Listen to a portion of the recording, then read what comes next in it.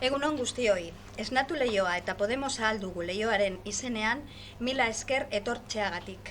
Eskerrik asko baita ere Aostar Zelaietari Euskadi S.A. el gen corrupto del PNV bere liburu berria aurkezteagatik. Aostar Zelaieta es el periodista de investigación desde hace muchos años. Formó parte del equipo de investigación del diario X, hasta que lo cerraron y posteriormente participó en las revistas de investigación Ardi Belcha y Kale Gorria, hasta que estas también fueron cerradas por la Audiencia Nacional. Desde entonces ha seguido investigando por su cuenta y colaborando con todos los colectivos interesados en hacer aflorar la corrupción en nuestro entorno más cercano, Euskadi. Desde entonces ha seguido investigando por su cuenta y colaborando con todos los colectivos en hacer aflorar la corrupción en nuestro entorno más cercano, Euskadi. El fruto de esa labor han sido varios libros. En 2013 publicó su primer libro sobre clientelismo y fontanería en el PNV. En el 14 destapó las andanzas de la casta vasca y sus relaciones con los grupos mafiosos internacionales. En 2015 analizó todo el proceso de privatización de las cajas de ahorro vascas con la creación de Kutxabank. Ha ido investigando por su cuenta y colaborando con todos los colectivos en hacer aflorar la corrupción en nuestro entorno implicados en los papeles de Panamá. En 2017 acaba de publicar su quinto libro, que hoy nos va a presentar.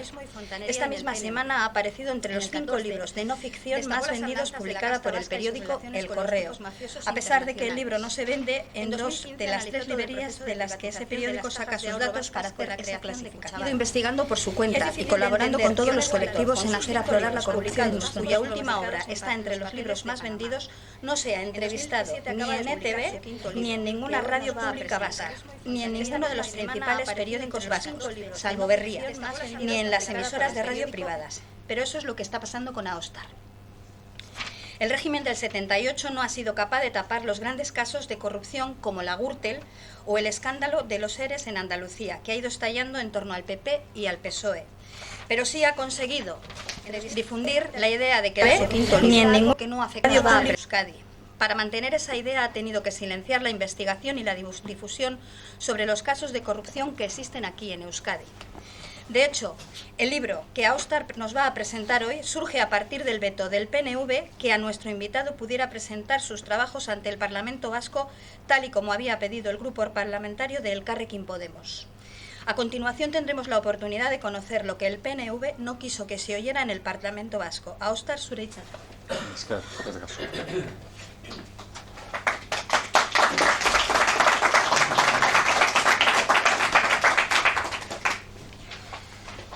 Vale, poste naiz, mi esker etortzeagatik.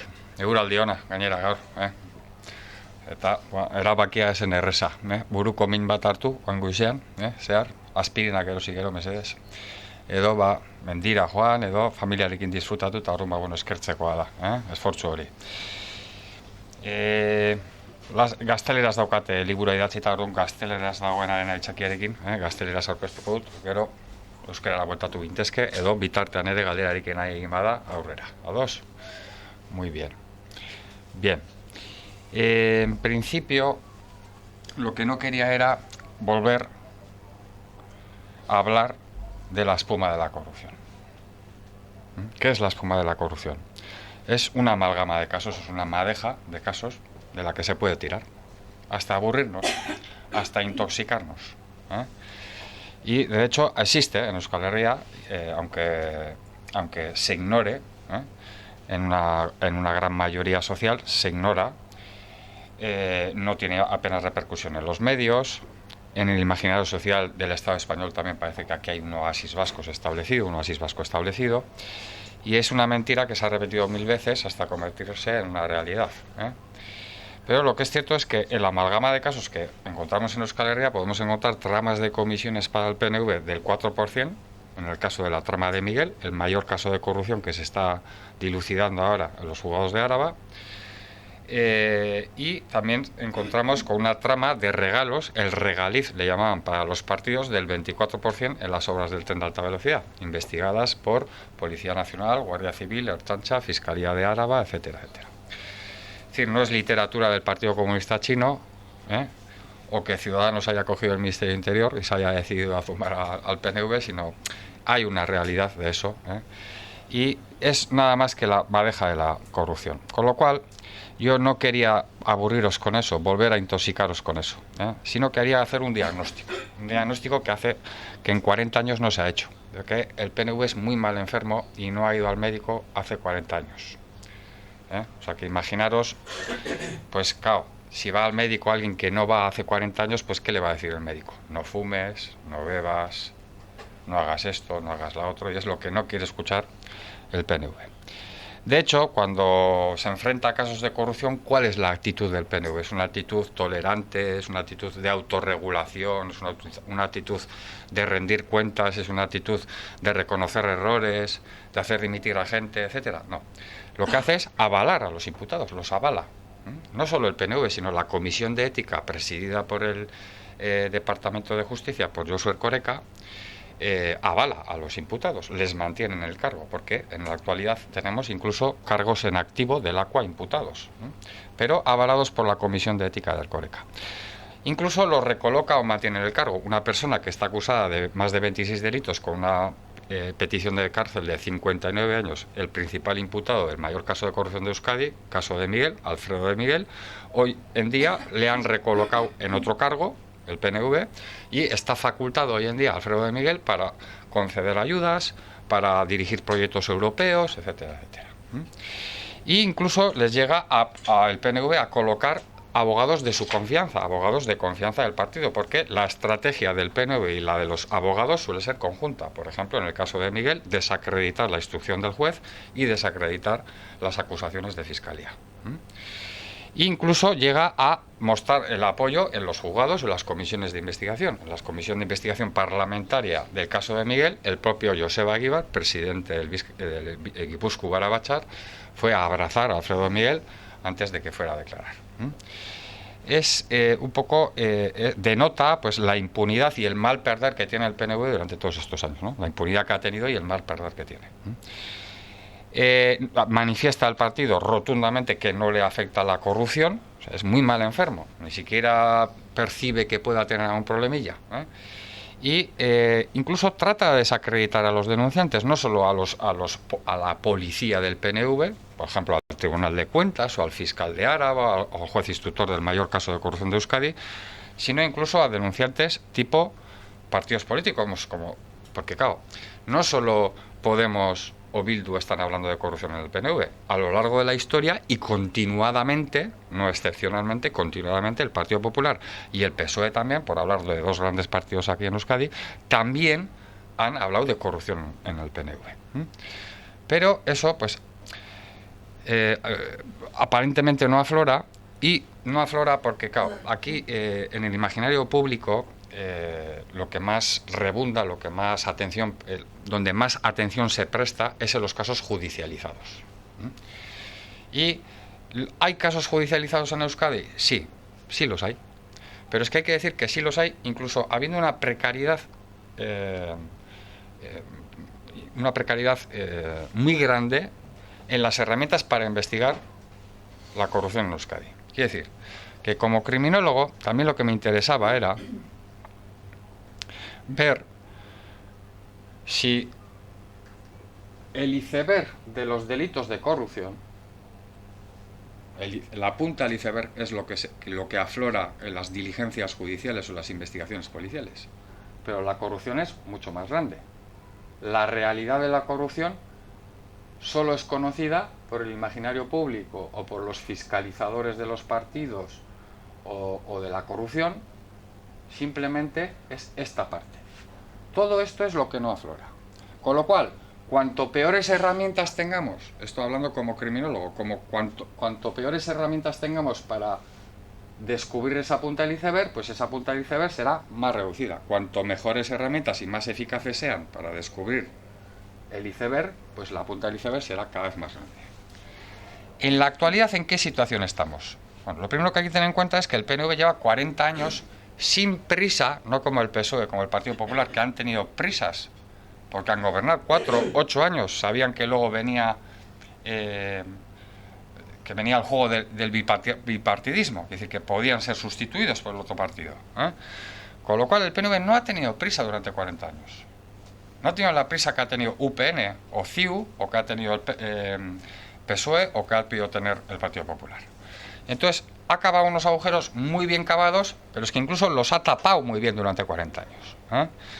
Entonces, va a ser muy difícil conocer realmente cuál es el iceberg entero de la corrupción en Euskadi, y va a ser muy difícil que aflore, no solo por los puntos de atención, los puntos de interés, sino porque incluso un ex Gelkide, que llegó a ser portavoz del gobierno vasco, apenas hace meses ha dicho que lo peor de la corrupción en Euskadi está por llegar. Y vamos a plantearnos en esa tesitura. Aunque yo llevo más de 25 años investigando la corrupción en Euskadi, y no es excepcional, es continuada, y no ha habido ningún proceso contra ninguna organización criminal que sustente la corrupción en Euskadi, no ha habido. Pese a eso, pongamos la tesitura de Joseba Arregui. Lo peor de la corrupción está por llegar. ¿Por qué le haría caso yo a Joseba Arregui? Le haría caso porque después de ser portavoz del gobierno vasco, portavoz Gelki del gobierno vasco, pasó a ser consejero de Gruesa, una empresa que está imputada por el caso Bárcenas. Con lo cual, Joseba Arregui sabe bastante de corrupción. Bien. ¿Qué es lo que, en la situación actual, qué es lo que podemos observar? ¿Hay registros de corrupción en Euskadi? Sí los hay, sí los hay. Esto molesta mucho al PNV, porque que haya denuncias es algo irrelevante para el Partido Nacionalista Vasco. Pero que haya constancia judicial de la huella del crimen del PNV en los juzgados, eso le molesta profundamente.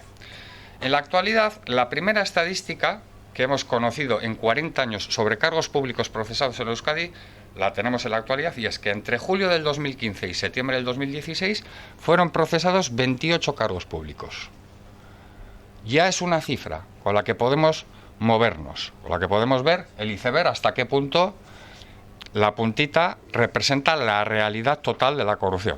Bien, tenemos desde marzo de este año, desde el año pasado hasta septiembre del 2017, incluso a cargos en activo imputados, pero no cargos irrelevantes, sino cargos cuyas decisiones afectan directamente la calidad de vida de los ciudadanos. Por ejemplo, el director de presupuestos del gobierno vasco está imputado, y el actual director de industria del gobierno vasco también está imputado.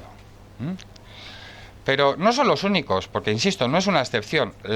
La hiedra de la corrupción en Euskadi ha alcanzado horizontalmente a todos los rangos de la administración, e incluso verticalmente. Quiero decir con esto que tenemos distintos ámbitos de la administración con imputaciones. Un exdirector de Hacienda de Vizcaya, 2 exdirectores de Hacienda de Guipúzcoa, una exdiputada de Promoción Económica de la Diputación de Álava, un exviceconsejero del Gobierno vasco, de Pesca en este caso, un exdirector de Turismo. Incluso la administración más cercana al ciudadano, aquella de la que el PNV ha presumido como modelo de gestor en el Estado español, incluso Europa, porque eran aldeanos austeros que eran ajenos a la corrupción, incluso esa está infiltrada por la corrupción. Hay varios alcaldes que han sido procesados, incluso condenados. Mi exalcalde de Baquio ha sido condenado por fraude y falsificación. También ha sido condenado un exalcalde de Muskiz, que por cierto tuvo que dimitir como concejal del PNV. También fue juzgado un exalcalde del PNV de Ciervana, que curiosamente cuando empezó a ser investigado, el PNV decidió ascenderle a asesor de una Rementería, del diputado general de Vizcaya.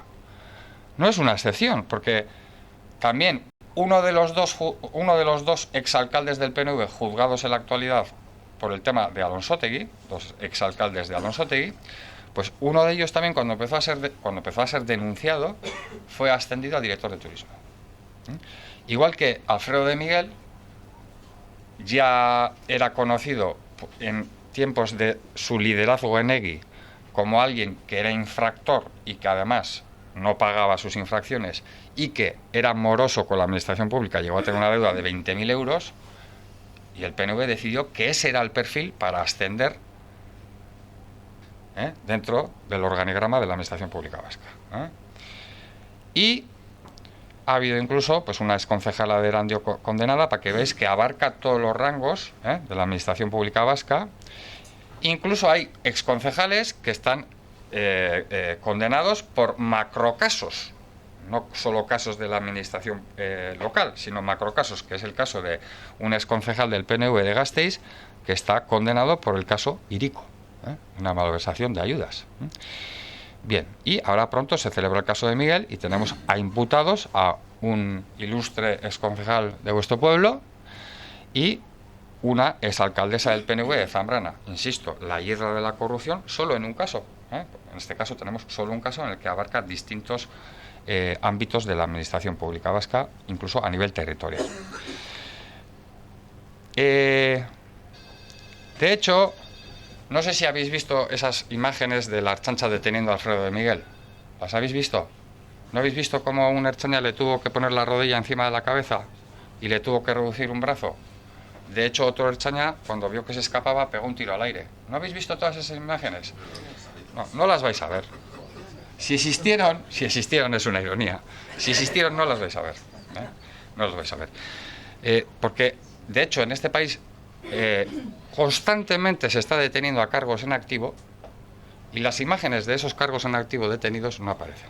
No sé si habéis visto esas imágenes de la Ertzaintza de... Sí. No, no es eco, es un teléfono móvil, tanque.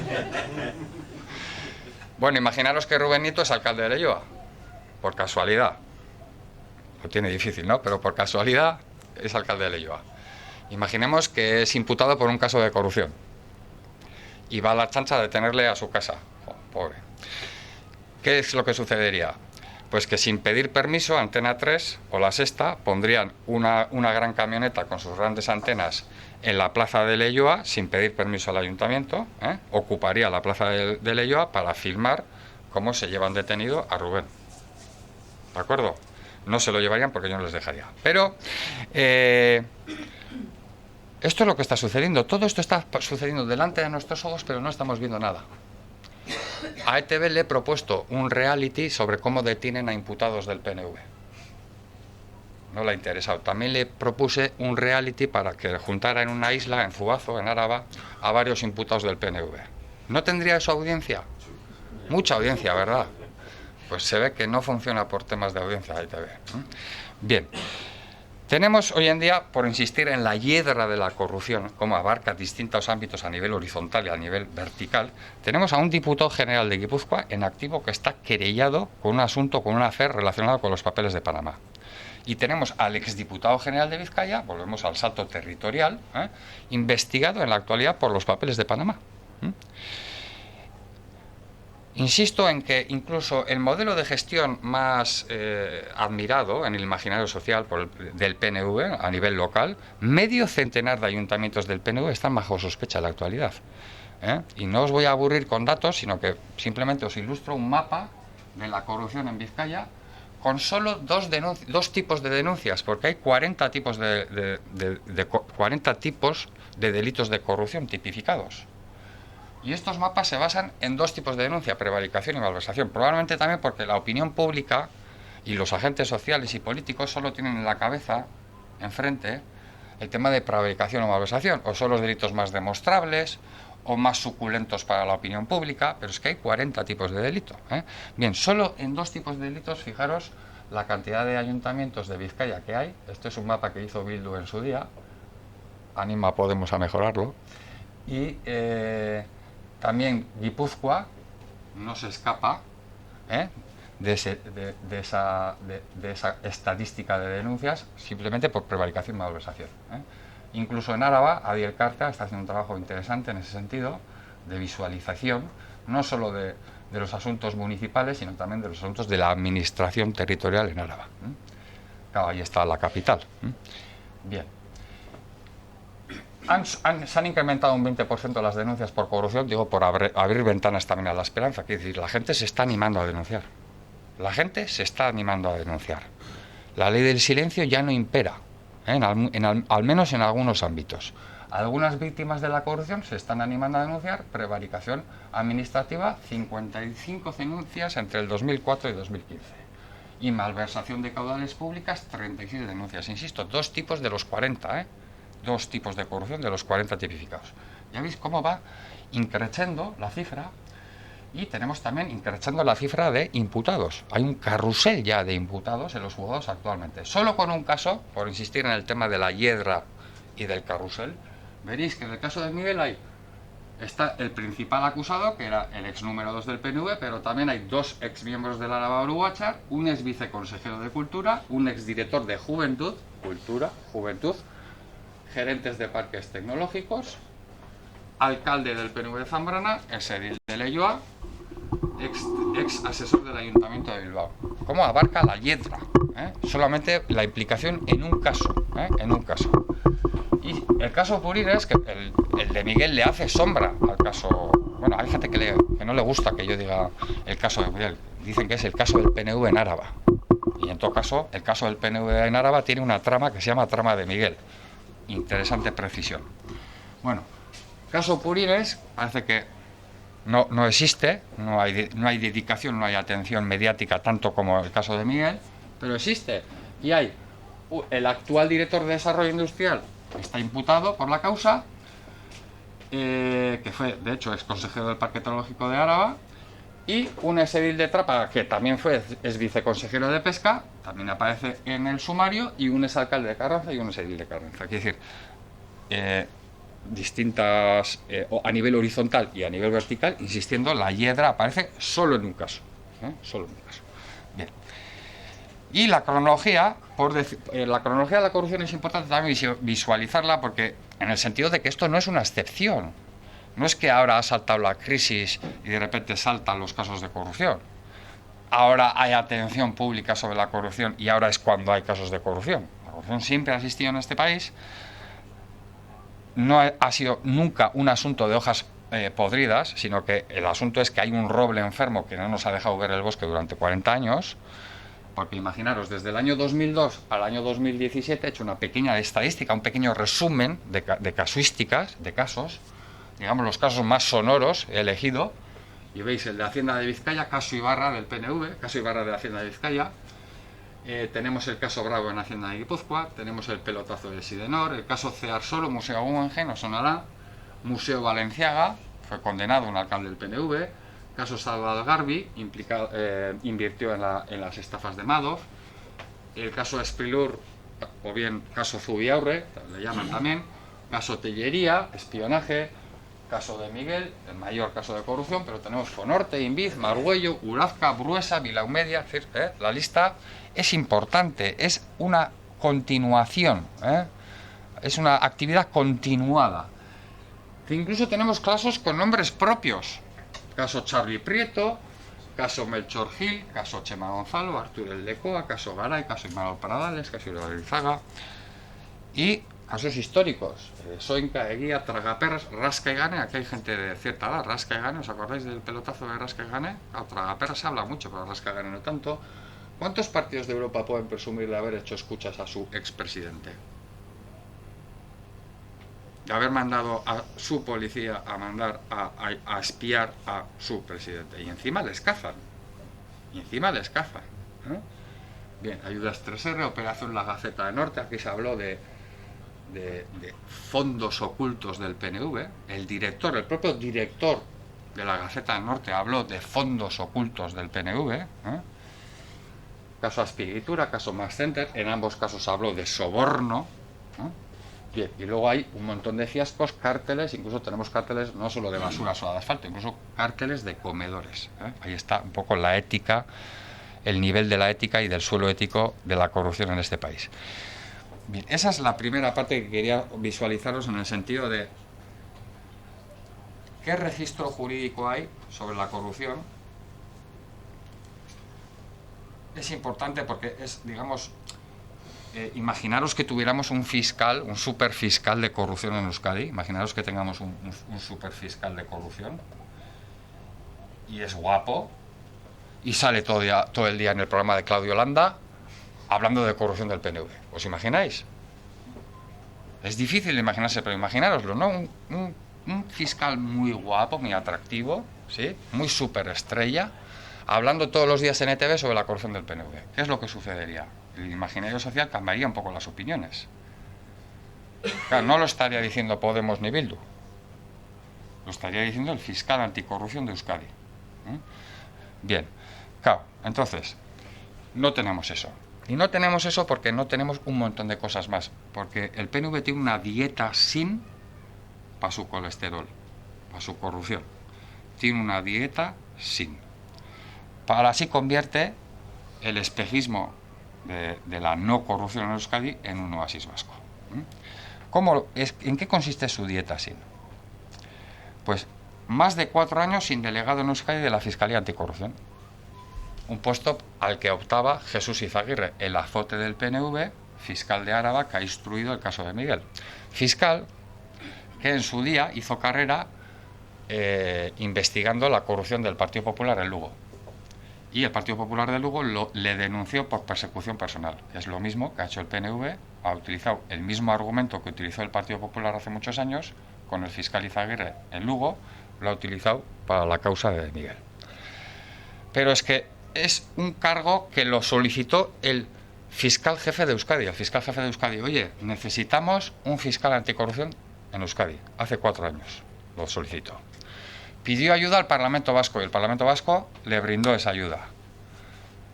Y el fiscal general se comprometió hace 4 años que se pondría en marcha un delegado de la Fiscalía Anticorrupción en Euskadi. No existe esa figura todavía. Es una de las fórmulas secretas de la dieta sin del PNV. Más fórmulas secretas. Fiscales vascos dicen que no tienen herramientas para investigar, pero es que no nos lo dicen a Rubén y a mí, que también nos lo han dicho en privado, sino que encima lo dicen públicamente. Los fiscales vascos denuncian su falta de medios para combatir la corrupción. Es decir, a nosotros no nos miréis. No carguéis en nosotros vuestras iras y vuestras frustraciones cuando veáis que los casos, como el caso de Miguel, al final quedan en nada porque han prescrito los delitos, porque se les detuvo hace 8 años y ha empezado la causa ahora. A nosotros no nos miréis. No carguéis vuestras iras en nosotros. Sin juzgados especializados en corrupción en Euskadi. Tenemos una exquisita sensibilidad con las cláusulas de suelo. Y hemos puesto 4 juzgados en marcha especializados en cláusulas de suelo este año en Euskadi, perdón. Pero no tenemos ningún juzgado especializado en corrupción en Euskadi, ninguno. Tampoco inspectores en las haciendas especializados en corrupción, ni ninguna unidad de la Ertzaintza especializada en asuntos de corrupción. Y todas las detenciones y declaraciones de imputados del PNV se han producido sin cámaras de medios de comunicación. No solo las detenciones, no le hemos visto a Pantoja con sus pelos de perfil y de frente. No hemos oído todas las declaraciones judiciales de Julián Muñoz, de Messi y de Ronaldo. Pero parece que no tenéis ningún interés por las declaraciones de la gente del PNV en los juzgados, ni por las fotografías de Alfredo de Miguel en comisaría. No tenéis ningún interés, ¿verdad? Eso no lo compraréis. Ese periódico con la portada de Alfredo de Miguel pasando por la cárcel, no lo compraréis, porque tenéis mucha ética y eso os parece sensacionalismo. Bien. Y tampoco seguimos con la dieta contra el colesterol del PNV, sin equipos de investigación en los medios de comunicación. Desde que cerró la revista Categoría, año 2003, no se ha vuelto a abrir ningún equipo de investigación en ningún medio de comunicación. No hay ninguna firma que ponga mancheta, logotipo, equipo de investigación del Mundo, del País, de Diario, de Gara, de Berría, de Argia. No hay. No existe. Sin miradas indiscretas. No solo de medios de comunicación, sino tampoco de partidos políticos, porque no hay ningún partido, y aquí pues para que Podemos y Bildu no me pillaran, no, es que tenemos a un grupo de corrupción específico e interdisciplinar, no tenéis. No existe. Y claro, esto pues no ayuda. Claro, no tampoco tenemos las miradas indiscretas de los adversarios políticos. Incluso las acusaciones populares y particulares no tienen capacidad para hacer frente a las fianzas, porque, por ejemplo, el caso Bidegi, para intentar imputar a Markel Olano y Eneko Goya, alcalde ahora de Donosti, Markel Olano, diputado general, para intentar querellarse contra ellos, la acusación popular de Bidegi le exigían 50.000 euros de fianza. O sea, no tenían. A Iñaki Badiola, expresidente de la Real y millonario, para querellarse contra Markel Olano y contra Eneko Goya también, le pidieron, por el tema del afer de los papeles de Panamá con la Real Sociedad Fútbol Club, le pidieron 80.000 euros. Claro, tiene buenos abogados y al final se redujo a 40.000 euros. y tiene dinero. Y entonces la querella ha seguido para adelante y Markel Olano está formalmente imputado en los juzgados. Pero el que no es millonario, claro, y además Iñaki Badiola, evidentemente su interés es muy particular en la causa. Pero el interés de Bidegui, había un interés popular. ¿Dónde ha ido el dinero? De lo público. Es un interés global. Bien. Y insistiendo en la precariedad de las herramientas, claro, si tenemos poca herramienta para investigar, lo que aflore el iceberg será muy pequeño, ¿correcto? Bien. Dietasin.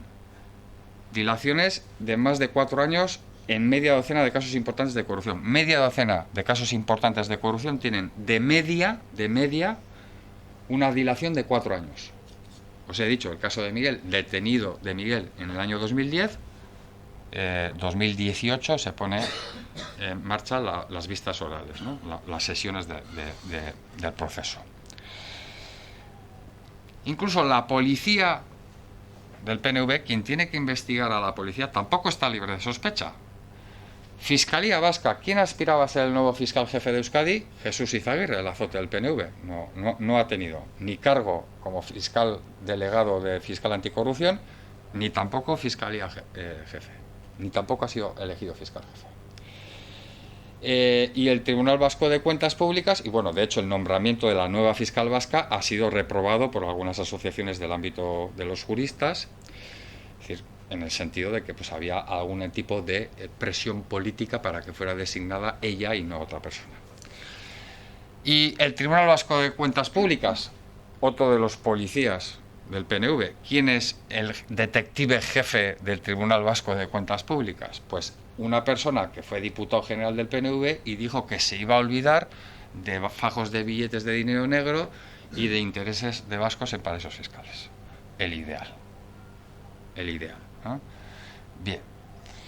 De hecho, en los últimos años, a los ertzainas que han querido poner nervioso al PNV, a los fiscales que han querido poner nervioso al PNV, jueces, incluso abogados del Estado que han puesto nervioso al PNV, les han desplazado a sitios más cómodos. Abogados del Estado, claro, igual rechina un poco, porque, claro, ¿cómo puede ser que el PNV tenga la facultad de que a un abogado del Estado se le reprima, ¿no? Pues había una abogada del Estado que había facilitado un montón de información al juzgado sobre malversación de ayudas públicas en Alonsotegi, ¿sí? Y antes de que comience el proceso, a esa abogada del Estado se le ha puesto en un sitio más cómodo. A dos. O sea, tienen esa capacidad. Porque, claro, ¿cuál es el empeño para investigar aquí?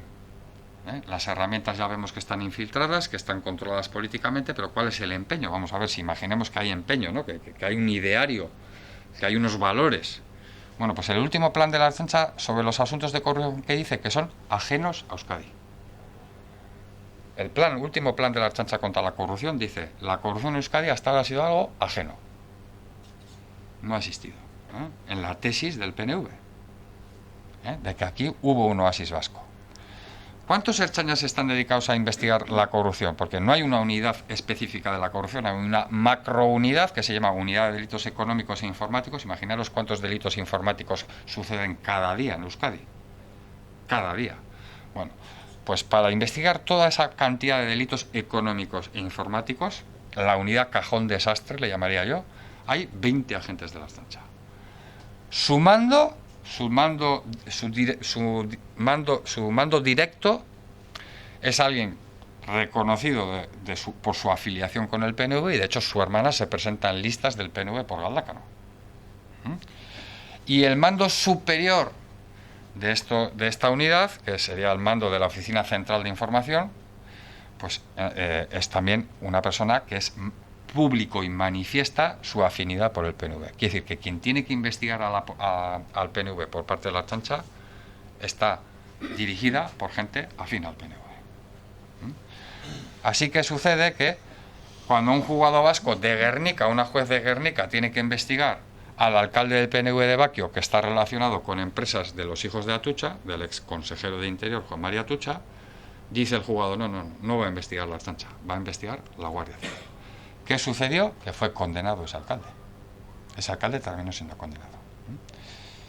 Yo les dije a la Guardia Civil que si tenéis que venir para esto, venir todos los días. Si tenéis que venir para condenar a la gente del PNV, por mí podéis venir todos los días. Tenéis mi casa, habitación y lo que queráis. Os puedo llevar yo a una rica taberna a comer y no va a pasar absolutamente nada. Tranquilos. Hasta el punto que fijaros si hay desconfianzas con la Ertzaintza, que el propio fiscal del caso de Miguel dijo que llevaba 14 meses esperando un informe donde, por cierto, aparecía el nombre de Asier Arzallus, el hijo del expresidente del Euskadi Buru Batzar, del PNV. Asier Arzallus, que estuvo imputado por el caso de Miguel, pero milagrosamente ha sido desimputado. Tienen buenos abogados, evidentemente. Como dijo Alfredo Ramírez, los billetes de 500, la justicia es como los billetes de 500, es solo para los ricos. Y de hecho el fiscal jefe de Euskadi dijo que los poderosos corruptos tienen buenos abogados. Y hace poco ha dicho el fiscal de Álava, del caso de Miguel, que esta trama contaba con el beneplácito del establishment, ¿no? Que venga Trump a por ellos. Bien, el Consejo General del Poder Judicial tampoco se fiaba y reforzó efectivos en la investigación del caso de Miguel. Lo consideró el mayor caso de corrupción, o sea que ese nombre no es de un periodista, ¿eh? Ese título de el caso de Miguel es el mayor caso de corrupción, no es de un periodista, es una definición del Consejo General del Poder Judicial, y por eso decidió reforzar efectivos en la investigación. No se fiaba con los efectivos que pudiera haber en Euskadi, que se llegara a un buen término en la investigación. Y los dos grandes bastones de la justicia, si la justicia es ciega en este país y necesita dos bastones para caminar, ¿cuáles son? Son normalmente Hacienda y la Ertzaintza. La Ertzaintza ya hemos visto la actitud que tiene.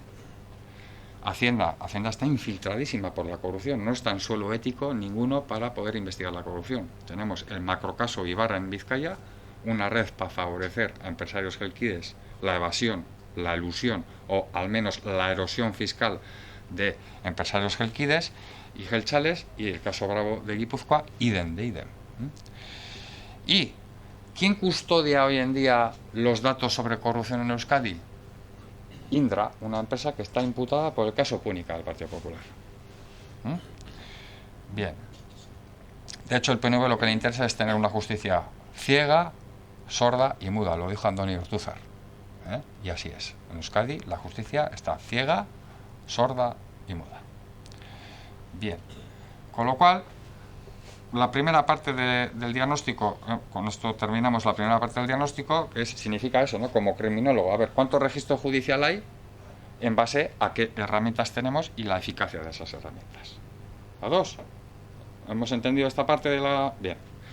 Que estemos de acuerdo o no, luego me comentáis, pero en principio me interesa que sí, que ha quedado claro un poco el concepto, ¿no? Bien.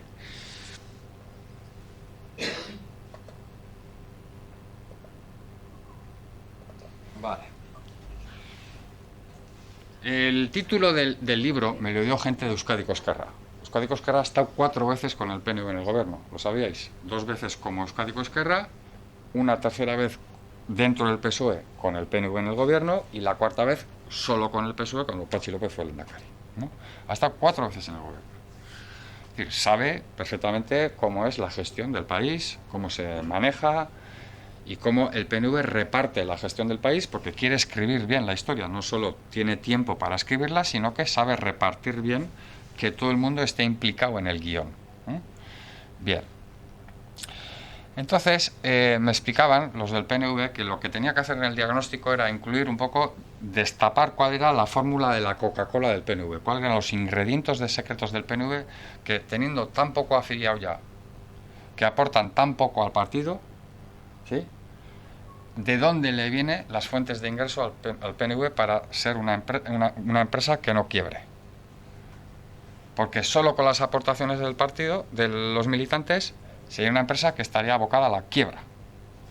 El problema que tenemos es que el PNV no declara cuánto aportan sus militantes. Pese a que al Tribunal de Cuentas se lo exige, el PNV tiene también la ética, moral, incluso la legalidad a su favor, y no le no es, digamos, ajusticiado, no se le piden cuentas porque no presente esas cuentas al Tribunal de Cuentas. Con lo cual no podemos hacer esa regla de tres de, bueno, tanto recibe de aportaciones, vamos a recibir lo que recibe de ayudas, vamos a recibir lo que recibe de donaciones y vemos pues si las cuentas cuadran. Es decir, que tapa esa vía el PNV, tapa esa vía. Bien.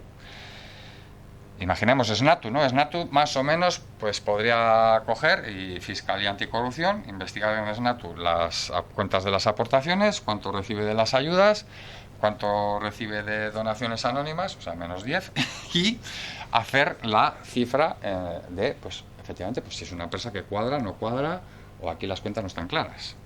A dos. Bien. El Tribunal de Cuentas dice en sus informes que el PNV tiene una maraña de sociedades que escondería una financiación ilegal del partido. Comisiones Obreras del Tribunal de Cuentas me insistió en que esto lo remarcara, y me parece buena idea. Es decir, porque damos por hecho cosas. Austaz Zelaeta llevaba 25 años investigando la corrupción y daba por hecho que la gente esto lo conocía.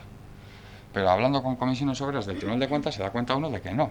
Que en Madrid sí que en el sector comisiones Tribunal de Cuentas esto es un escándalo, pero en comisiones no lo sabe nadie más que ellos. Con lo cual, si esto lo llevamos a la variable Euskadi, hay una posible financiación ilegal porque tiene una maraña de sociedades. De hecho, en el caso de Miguel, lo que se le imputa a Alfredo de Miguel es que generó una maraña de sociedades para cobrar las comisiones de la trama. Es decir, es el mismo modus operandi. Bien.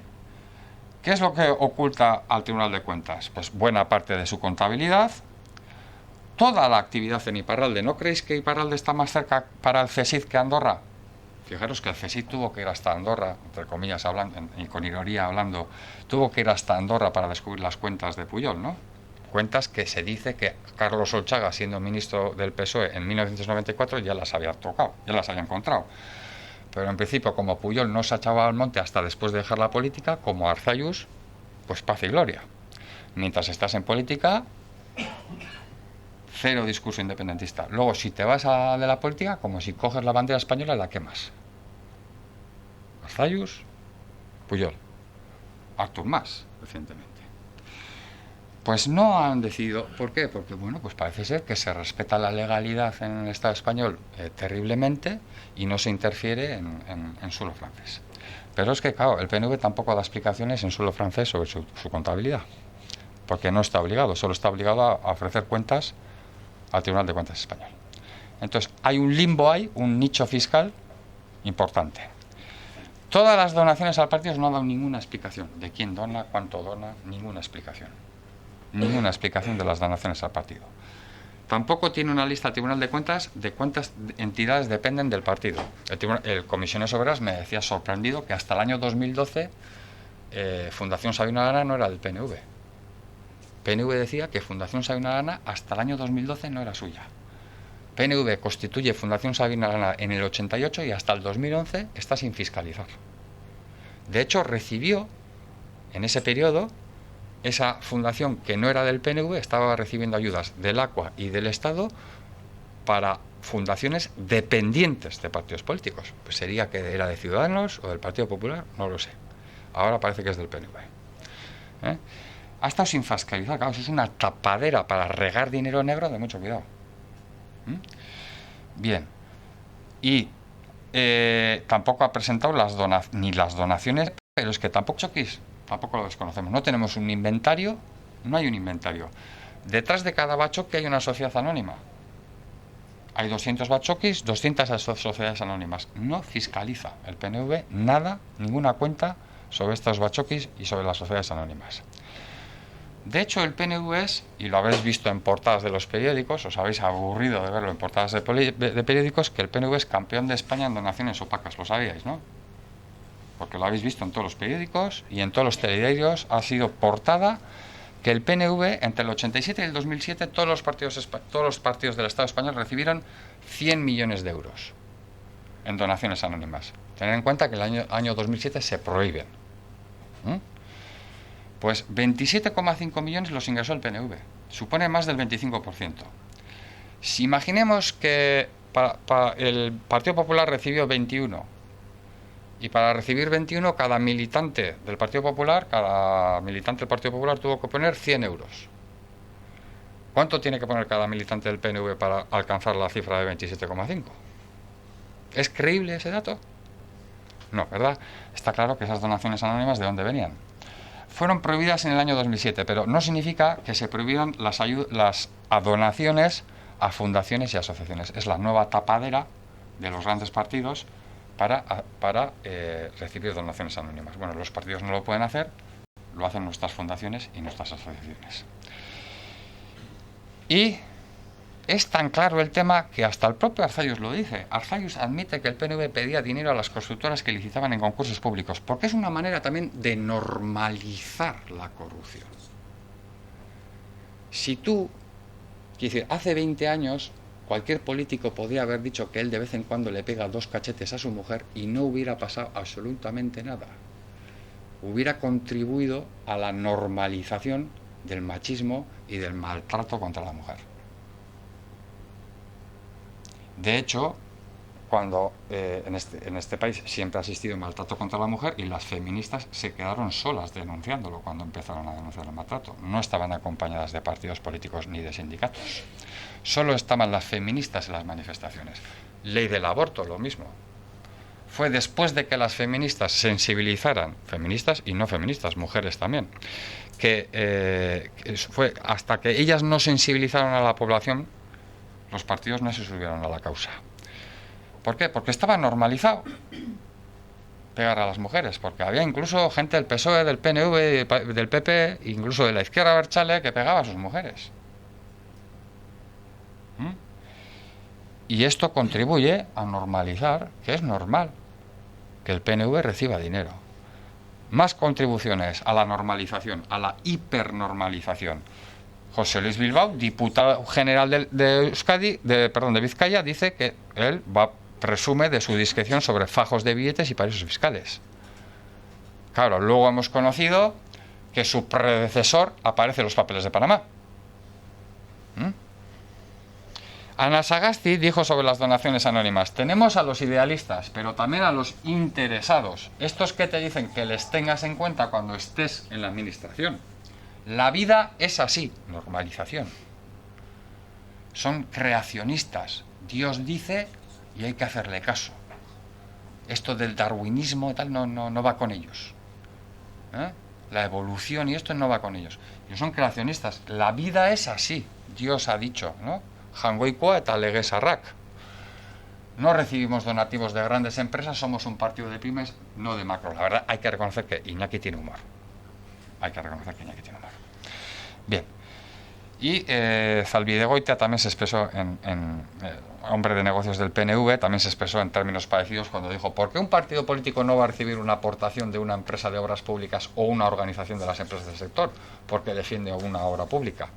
Había un debate sobre los lobbies en el Parlamento español y el PNV se expresó en estos términos: la normalización. Bien, y claro, como ya no es normal, no puede ser normal porque está penado recibir ayudas, donaciones anónimas, los partidos, el campeón de España en donaciones anónimas, ¿a dónde está derivando sus donaciones? A la Fundación Sabino Arana, esa fundación que hasta el año 2012 no era suya, pero aún así estaba recibiendo dinero público para fundaciones dependientes de partidos. Entonces, ¿qué ha hecho?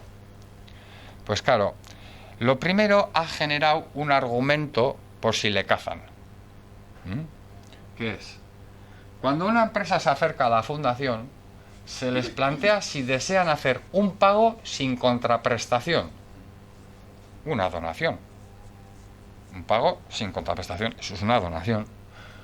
O con algún tipo de contraprestación. Quiere decir, tú me das dinero y yo te ayudo. Lo que no especifica cuál es esa contraprestación, ¿verdad? Y en el segundo caso se hace un convenio, se firma un convenio. Convenio Palau, caso Palau, es un convenio de empresas con el partido de Marras, con el partido implicado de Marras.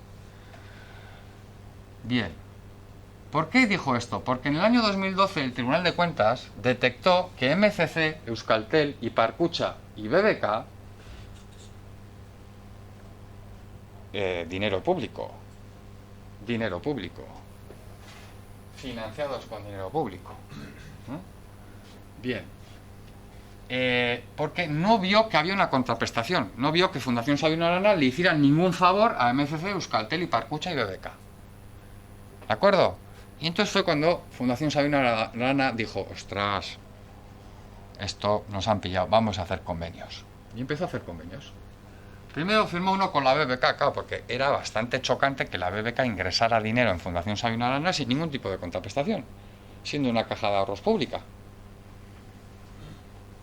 Bajo control de organismos públicos, cada vez menos, ¿no? Ahora ya es una entidad privada que, cuyos designios están en manos de unos patronos que incluso se autoeligen, ¿no? No hay democracia incluso ni para la renovación de ese patronato, ¿no? Pero bueno, indistintamente, hay dinero público en juego y lo que hacen es, bueno, pues vamos a decir que tenemos un convenio con ellos.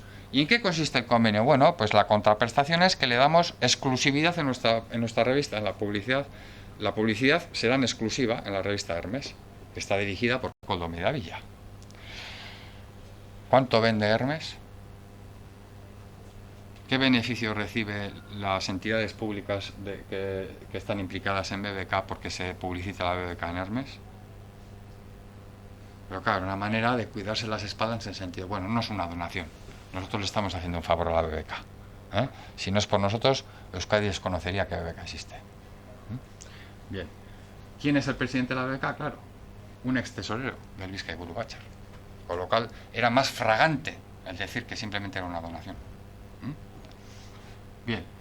Con Euskaltel también firmó un convenio en el año 2015, no lo formalizó en documento público ni le dio publicidad en su web, como exige la ley, y de hecho lo comunicó no 3 meses después de que firmara el convenio, sino casi un año después, en el 2016. Bien. Y el último informe del Tribunal de Cuentas dice, el informe del Tribunal de Cuentas se ha publicado en diciembre del 2017 y son las actividades del PNV durante el año 2014 y 2015. ¿A dos? ¿Lo hemos entendido? El último informe se ha publicado en diciembre del 2017 y son las actividades del PNV del 2014 y del 2015. Aquí dice el último informe, no tengo la contabilidad de EGI, no me das la contabilidad de EGI, no me la das. Y aún así te he detectado una subvención de 19.000 euros que no has registrado en cuentas. He detectado que este año 2014-2015 le han dado a EGI 19.000 euros y no me lo has registrado. O sea que algo de la contabilidad de EGI ya sé yo. Sé que ha recibido una ayuda. Claro, imaginaros que los trabajadores del Tribunal de Cuentas no son a Ostar Zelayeta un guerrero que dejó las drogas por esto y se envicia en esto y le mete horas y no necesitan ni que le paguen dinero. Claro, los trabajadores pues son muchos subcontratados, son muchos que trabajan para grandes consultoras que incluso trabajan también para los partidos políticos, con lo cual, pues claro, se hace con las ganas que se hace el informe, pero aún así le han cazado. No es la primera vez que le cazan, ya le cazaron 8 millones de pesetas en ayudas destinadas a EGI que el PNV trató de ocultar. O sea, que imaginaros la cantidad de dinero que ha pasado por manos de EGI que el PNV ha ocultado al Tribunal de Cuentas, que no ha fiscalizado. También se sigue sin fiscalizar el patrimonio que tiene en Iparralde y toda la contabilidad. Toda la contabilidad y todo el patrimonio que hay en Iparralde lo desconoce el Tribunal de Cuentas. Pero aún así le ha detectado 2 millones de euros que se transfirieron al Ipar Buru Batzar y se registraron incorrectamente, como si fueran créditos cuando eran transferencias. O sea que desde aquí se manda dinero a Iparralde y se falsea el envío diciendo que son créditos cuando realmente son transferencias. O sea que de aquí vuela dinero a Iparralde de manera incorrectamente registrado, por lo menos se puede decir. Bien. No tenemos nada de la contabilidad de las organizaciones locales y se supone que las organizaciones locales, los bachokis, sufragan las hipotecas del Araba Buru Batzar y los gastos del Araba Buru Batzar y del Bizkai Buru Batzar, pero claro, volvemos a lo mismo, no podemos hacer la deducción porque no sabemos cuál es la contabilidad de las organizaciones locales, con lo cual tampoco conocemos cuál es la contabilidad real del Bizkai Buru Batzar, del Araba Buru Batzar ni del Gipuzkoa Buru Batzar. No tenemos tampoco ninguna información sobre las cuotas de afiliados, lo que os he dicho antes, para hacer la regla de 3, de cuánto recibe de afiliados, cuánto recibe de ayudas públicas, cuánto recibe de donaciones. Bien. Con lo cual, al final, pues es una lista importante de datos o bien ocultados, o bien maquillados, o bien registrados incorrectamente por el PNV. Luego veréis cómo el Partido Popular tiene mucho interés en ese tema y tienen planteado una batería de preguntas sobre ese asunto. Bueno, vamos terminando, solo una. Bien. Parte 4. Bueno, entonces hasta ahora, ¿qué hemos hecho? Tenemos por un lado, ¿cuánto registro judicial hay? 2, si son buenas o malas las herramientas para que haya ese tipo de registro judicial, esa cantidad de registro judicial.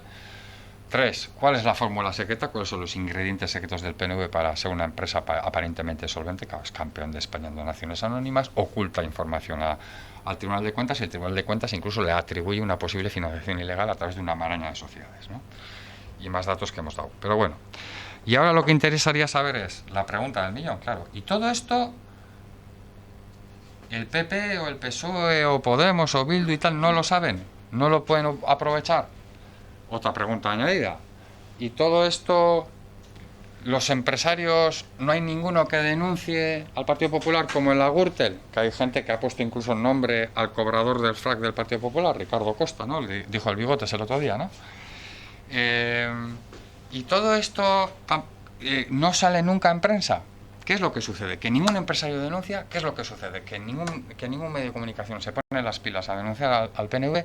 ¿Y qué es lo que sucede para que los adversarios tampoco se pongan las pilas? ¿De acuerdo? O sea, si sabemos que hay registros judiciales, pese a la precariedad de las herramientas y el control político que hay sobre ellas, ¿no? Si sabemos que el PNV, no lo dice el Partido Comunista Chino, el Tribunal de Cuentas dice que tiene una maraña de sociedades que esconden financiación ilegal, que es campeón de España en donaciones anónimas, cosa que nunca ha sido portada, por cierto. ¿Cómo lo hacen? ¿Qué músculo tiene esta gente? ¿Qué poder de seducción tiene esta gente? Bien. Primer retorno a la casta empresarial. ¿Cómo es que le han convertido la casta empresarial al PNV en campeón de España en donaciones anónimas y no al PP y no al PSOE? ¿Por qué le han elegido? ¿Por qué todo el mundo le guiña el ojo? Primero porque, claro, para una empresa, pyme o grande, ¿qué es más rentable? ¿Denunciar esta red clientelar que hay en Euskadi o introducirse en ella? ¿Qué es más rentable? Porque denunciarla, ¿qué significa? Ir a la lista negra, no trabajar más en Euskadi. Introducirte, pues bueno, pues tener ciertos escrúpulos más o menos débiles o más o menos erosionados, pero que el estómago no pase hambre, ¿no? Ni tu familia. Con lo cual, claro, el primer asunto que es lo que decía cualquier delincuente. ¿Cuánto me van a meter si robo esto? ¿Es mejor robar en una casa cuando está Rubén en su casa o cuando Rubén está por ahí de vacaciones? Evidentemente cuando Rubén está por ahí de vacaciones, porque así no va a haber ningún tipo de agresión.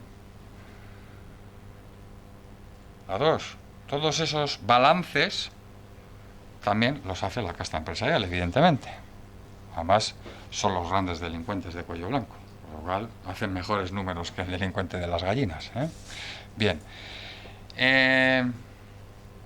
Por un lado, para fidelizar esa red clientelar, para seguir siendo campeón de España en donaciones anónimas, que siempre lo ha sido en el 84, lo ha sido en el 87, en el 91, en el 92, así hasta el 2007, siempre lo ha sido, continuadamente.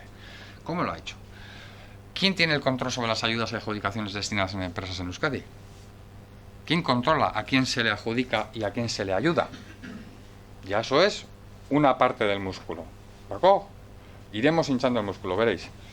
Tiene el PNV impuesta aquí en Euskadi, porque están todos los agentes sociales y toda la oposición en contra, pero él ha impuesto una baja presión fiscal sobre el impuesto de sociedades de las empresas.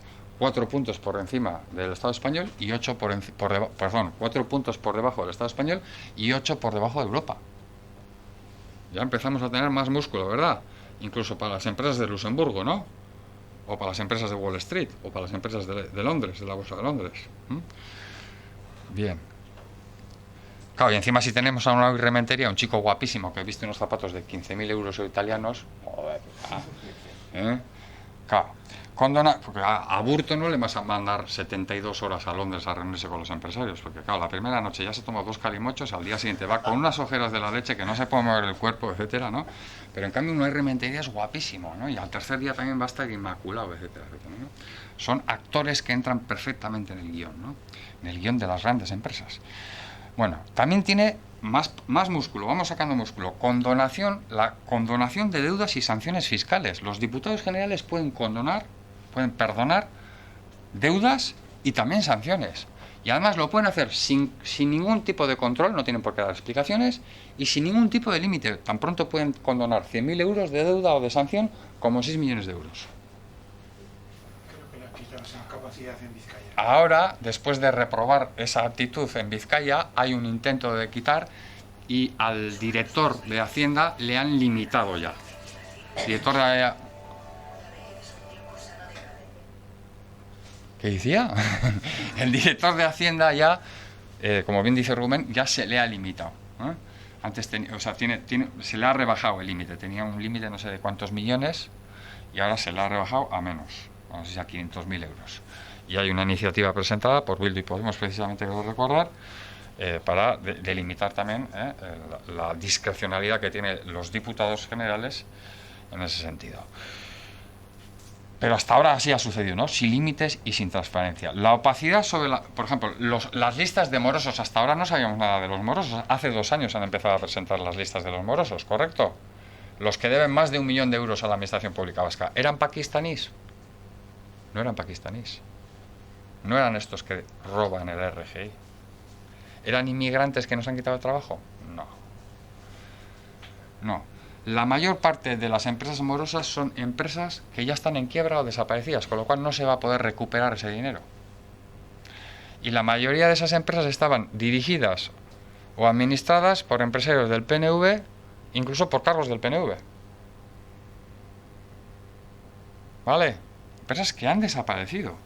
Pero muchas además han desaparecido después de haber recibido un montón de dinero de ayudas públicas.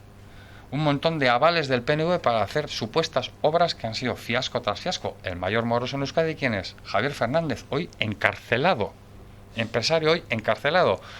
Que amenazó con sacar vídeos que había grabado con Urkulu, con Xavier Sagredo, con José Luis Bilbao. ¿De acuerdo? Es decir, tampoco es la primera vez que aparecen unas cintas, caso de Miguel, donde se le graba a una serie de empresarios pidiendo a una serie de cargos del PNV pidiendo comisiones a empresarios. En el caso Tragaperras también existieron cintas que presentaron los empresarios. De hecho, cuando las presentaron les amenazaron de muerte. Bien, pero no solo la opacidad que hay sobre los morosos quiero decir, también los elusores y los evasores no aparecen. Hay 300 vascos en la lista Falciani y no aparecen. No aparecen, y no porque Falciani no quiera, y lo sé porque incluso lo he verbalizado con él. No porque Falciani no quiera. Alguien evidentemente no quiere. El Parlamento Vasco instó a las diputaciones a que publicaran datos sobre intereses vascos en paraísos fiscales. ¿Qué han hecho las diputaciones? Decir que esos datos son confidenciales y que no los puede hacer público. ¿Por qué? Porque hay una minoría impune que erosiona la fiscalidad, que soportamos una mayoría silenciosa.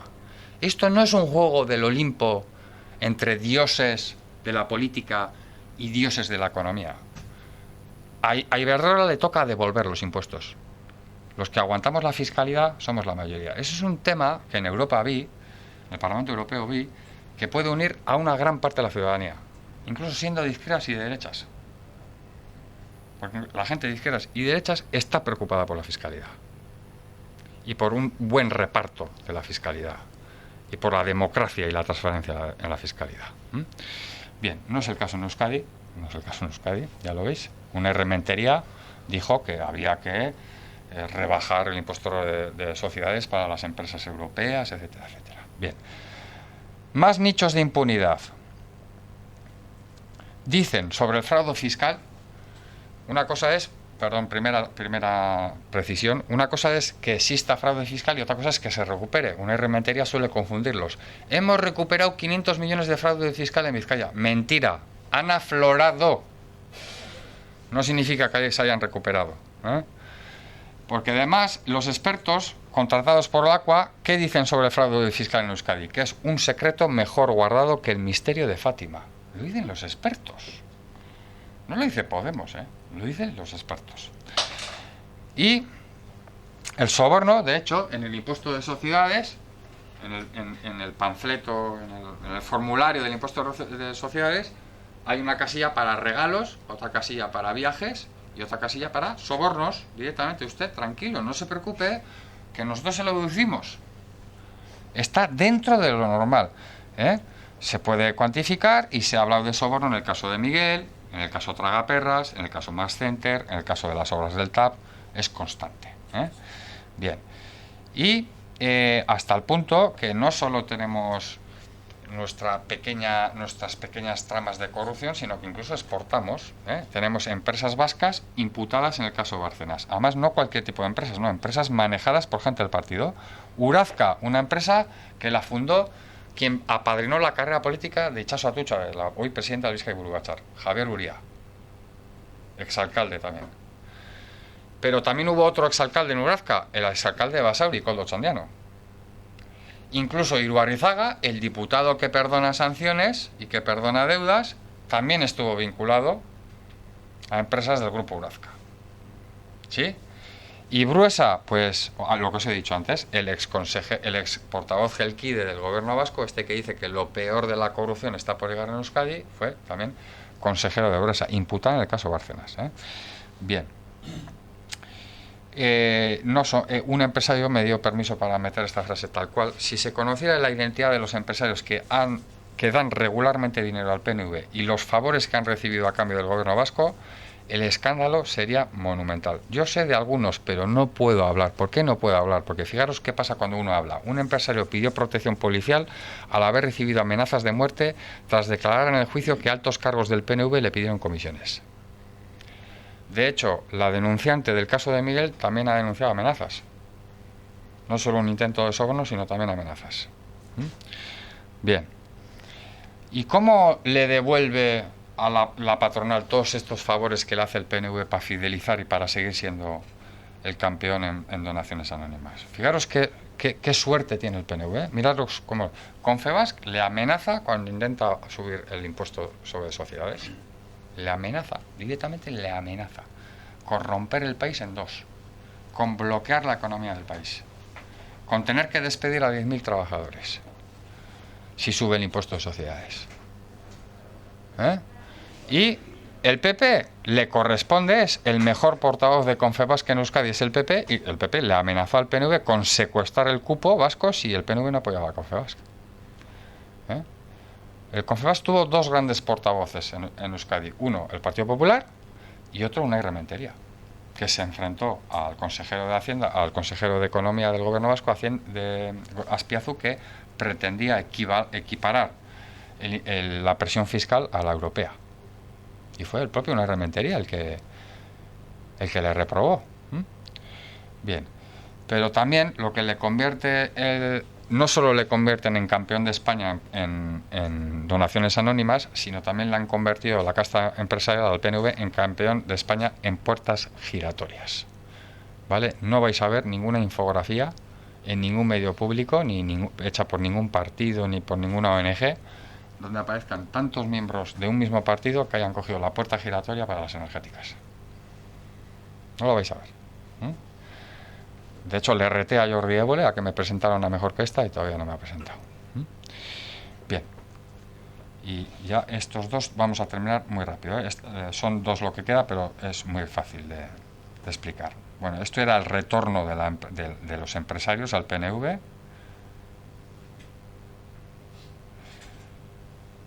Y entonces ya solo nos quedan los dos retornos y con esto terminamos. Tenemos el retorno de los adversarios y el retorno de los medios de comunicación.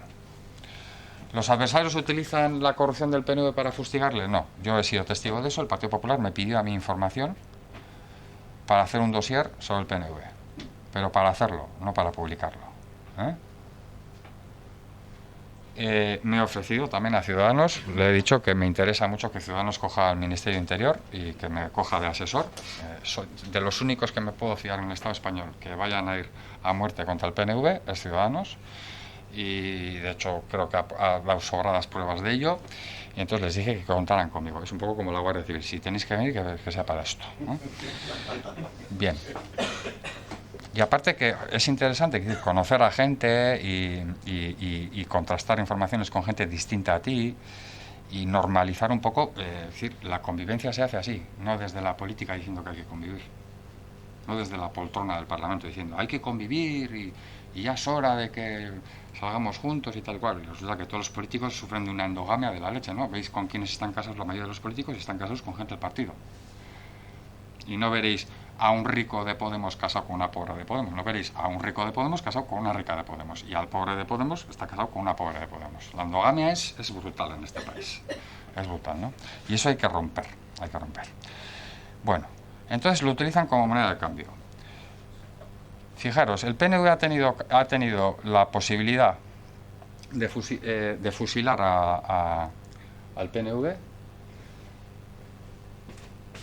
En cambio, fijaros, qué contradicciones. El Partido Popular ha presentado en Madrid, para la Comisión de Financiación de Partidos, una batería de preguntas sobre el PNV que dice así: al Tribunal de Cuentas le pedimos sobre el PNV toda la documentación entregada, así como las transgresiones de la legalidad vigente. Así como las transgresiones de la legalidad vigente. Son preguntas no de periodista, a ver qué contesta, son preguntas de abogado. Ya saben la contestación. Si yo sé que es campeón de España en donaciones anónimas, vamos, yo lo sé porque Ignacio del Burgo y Leopoldo Barreda lo saben perfectamente. Uno del PP en Nafarroa y el otro del PP en Euskadi, pero que ahora están en Madrid. Ambos lo saben. También dice omisión o incorrección de registros contables. ¿Sabe lo que habla? Pide los estados contables, el listado de donaciones recibidas, los préstamos y créditos bancarios concedidos, pero también las condonaciones de deudas. O sea, sabe perfectamente de lo que está hablando. Porque claro, el PP sabe cuáles son sus variables de corrupción y sabe que las comparte también muchas de ellas con el PNV. Bien. Y esto, claro, la contradicción es que el PP de Madrid, el PP en el Estado español, en concreto Maroto y Oyarzábal, han mandado la directriz al PP vasco de que no hay que denunciar por corrupción al PNV. Y resulta que el PP vasco tenía una serie de pitbulls machacando al PNV, que ahora, pues claro, evidentemente, pues tiene todos los visos de que van a ser retirados, van a ser fulminados, ¿no? Pero os voy a decir una cosa, si os fijáis en gente de Podemos y en gente de Bildu, que también ha sido pitbull contra el PNV, o bien porque les han retirado o bien porque se han desgastado, no han durado. Es sintomático también eso, ¿eh? Es sintomático. Y puedo abarcar a periodistas y también, lo que antes he dicho, jueces, ertzainas, etcétera, etcétera. Bien. Y entonces lo que ha hecho es el PNV constantemente negociar con los dosieres que tenía sobre mierda del PSOE o sobre corrupción del PSOE o corrupción del Partido Popular, negociaba. Del PSOE que tenía, pues ha llegado a tener un maletín incautado a José Amedo, al inspector José Amedo, le incautó la Ertzaintza un maletín y ese maletín no fue directamente al juzgado. Ese maletín fue a la mesa de negociaciones con el PSOE, con Felipe González. Son los muertos que dejan encima de la mesa para negociar. Y con el tema de Kutxabank, le comentaba yo a Cristina Cifuentes. Cristina Cifuentes, vamos a ver, ¿cómo es posible que usted en enero del 2016 denuncie la trama Lezo, la trama del canal Isabel II en Madrid, y el banco más listo de Europa, el banco más sano de Europa, decida un año más tarde invertir 6 millones de euros en la trama? O se la habéis metido doblada a los vascos, o los vascos sabían que eso era una inversión. De hecho, ¿qué hizo el PNV cuando estaba negociando el cupo vasco con el PP? Pues le puso encima de la mesa el caso Lezo. Oye, nosotros aquí hemos palmado 6 millones de euros. ¿Y qué hizo el Partido Popular? Al primero que le desbloqueó las obras del TAP, el dinero para las obras del TAP, fue a Euskadi. De hecho, el PNV ya se han salido de Madrid algunos varones del PNV y han empezado a negociar directamente. Han empezado a puentear las negociaciones entre el PNV Central y PP Madrid, y están negociando gente del PNV con gente del PP de Burgos, con lo más sospechoso del PP de Burgos. Obras del TAP. Bien. Es una caja de Pandoras que nadie quiere abrir, Imaginaros, en las obras del TAP, Soraya Sáenz de Santa María, ¿no os acordáis diciendo al CULU lo único que le interesa es a quién se le adjudica las obras del TAP? Porque si veis en la lista de adjudicatarios de las obras del TAP, la mitad son empresarios afines al PP y la otra mitad empresarios afines al PNV. Van 50-50. 50-50. Y no es raro encontrar empresas de gente del PNV en casos de corrupción del Partido Popular o empresas ligadas al Partido Popular o de casos de corrupción del Partido Popular siendo adjudicatarias y supermimadas con subvenciones por parte de gobiernos del PNV. Hay una correlación, porque esto ya vengo insistiendo hace muchos años, las fontanerías de los partidos tienen cañerías comunicantes. Bien. Y con esto terminamos. Eso era un poco con los adversarios políticos, como hacen. No lo utilizo para fustigarles, es una moneda de cambio. Y lo que os he dicho antes. Fijaros que el PP ha sido listo al escribir la historia y no ha tenido prisa, que cuando Javier Madrazo llegó al gobierno, ¿sí?, consejero de Vivienda, organizaba lo que él llamaba los sorteos de vivienda de protección oficial. Yo le llamaba las subastas. Y para llevar a cabo esos servicios se realizaron una serie de adjudicaciones por parte de Madrazo. Madrazo firmaba las adjudicaciones de esos servicios y los servicios siempre eran adjudicados a dos empresas. Siempre. Una era Valeuco, la productora de televisión del hoy director de ETV, Edu Barinaga, y la otra era Producciones Lortu, una productora pequeña, que era una furgoneta, una lonja y un individuo, una persona, pero era la que hacía los mítines de Izquierda Unida y la que ponía los hinchables para Izquierda Unida, etcétera, etcétera. Entonces el clientelismo se lo repartieron. El PNV no le dejó fuera del clientelismo de Izquierda Unida, le introdujo al clientelismo. Bien. Y ¿qué pasa con el desierto informativo? ¿Por qué solo tenemos 4 fotografías y un vídeo de 1 minuto durante estos 2 últimos años de imputados del PNV pasando por los juzgados? ¿Qué es lo que sucede? ¿Por qué no hay atención a eso? ¿Es que no sería de audiencia aquí? Fijaros, el exdiputado general con el exalcalde Alonso Otegi, fijaros, parece Kim Jong-un ahí, ¿verdad? Y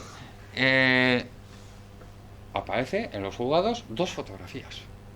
Una agencia saca 2 fotografías y los medios compran a esa agencia las fotografías y punto, y se acabó.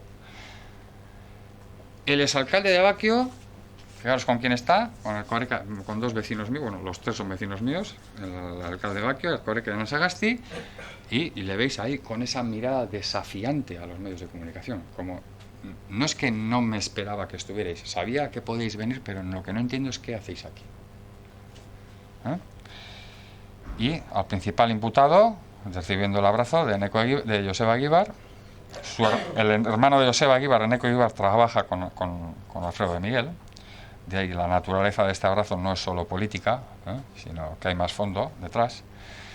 Y de hecho el PNV lo que ha hecho es, a través de Euskaltel, ha firmado acuerdos, ha montado empresas con el grupo Prisa, que es, léase, el Banco Santander. Antes se decía que el grupo Prisa era la voz del PSOE, ahora digamos que el PSOE es la voz del grupo Prisa, ¿no? Ahora es Prisa quien decide quién es el presidente del PSOE, ¿no? Y con mayor o menor latino, pero lo intenta. Y también hizo negocios con el grupo Vocento, que es la voz del BBVA, y es una empresa en la que está mucho más cercana al Partido Popular que el PSOE. Con lo cual, tiene lo que no tuvo UPN, lo que no tiene ni el PP ni lo que tiene el PSOE. Tiene 2 manos abrazadas al 80% de lo que se lee, escucha o oye desde la izquierda hasta la derecha. Con lo cual, y claro, estos bancos y estos grupos de comunicación no tienen ningún interés, y los propios partidos, como hemos dicho antes, no tienen ningún interés en desgastar políticamente al PNV con el tema de la corrupción. Vale. Incluso ITV tiene, pues, el gran padrino de Iñaki López, La Sexta Noche, y padrino también de Wyoming, fue antiguo director de ETV, Miquel Lejarza. ¿Viste lo que me saqué ayer, Rubén? De la universidad. Tienes que leértelo. Miquel Lejarza, siendo director de ETV, se casó con una periodista de Telesur, así que hoy, de ahí que Telesur tenga tanta importancia hoy en Euskal Telebista. Y, o sea, es asunto viejo, y le colocó a la mujer como era vecino del rector de la universidad, Pello Salaburu, en Sarrianea, en el barrio de Sarrianea, ¿cómo es? Sarrianea, pues le pidió ayuda para colocar a su mujer. Entonces la colocaron en la UPV, en el servicio de publicaciones. No sabía euskera, no tenía ni idea de publicaciones, y le llevaban en coche, en un coche de la productora de una productora de Euskal Telebista, con un trabajador de Euskal Telebista conduciendo el coche, le llevaban y le traían todos los días. Y la nómina, como UPV, pues el contrato era irregular, pues no lo pagaba UPV, lo pagaba la productora. Pero ella iba a trabajar a la UPV, bueno, hacía que trabajaba y eso, ¿no? Este tipo de perfil de gente son los padrinos de Wyoming y de Iñaki López. Pasó a Telecinco y luego pasó a La Sexta. Fue el que avaló a Wyoming en Telecinco y se lo llevó a La Sexta, y fue el que fichó a Iñaki López de Euskal Telebista para llevarse a La Sexta. Y ya sabéis que hay más puerta giratoria, Adela González, etcétera, etcétera, etcétera. Con lo cual, pues claro, Telecinco y La Sexta tampoco tienen gran interés. ¿Habéis visto alguna vez decir a Wyoming PNV? No lo veréis. En cambio, su programa, es curioso porque el programa de Wyoming sí mandó un tuit en su día mandó un tuit a Jordi Évole diciéndole que si se investigara la financiación fuerte del PNV, pues saldría la misma mierda que el Partido Popular. Curioso. Estos calentones de las redes sociales no solo son atribuibles a gente normal como nosotros, sino... Bien. Y, bueno, otra ventana de la esperanza. Pese a este control sobre la clase, sobre la casta empresarial, que hace que ningún empresario histriónico o mediático denuncie al PNV y aparezca en los medios denunciando al PNV. Este gran retorno que tiene con los adversarios, que hace que los adversarios políticos no abran la boca en grande con el tema de la corrupción. De hecho, el Partido Popular le dijo al PNV: quiero que dejes fuera la corrupción en las negociaciones del cupo. Y al día siguiente dijo el PNV: vamos a dejar la corrupción fuera de las negociaciones del cupo. Y en eso se ponen de acuerdo rápido. Igual temas de presos o estas cosas no se ponen de acuerdo, pero en eso se ponen de acuerdo muy rápido.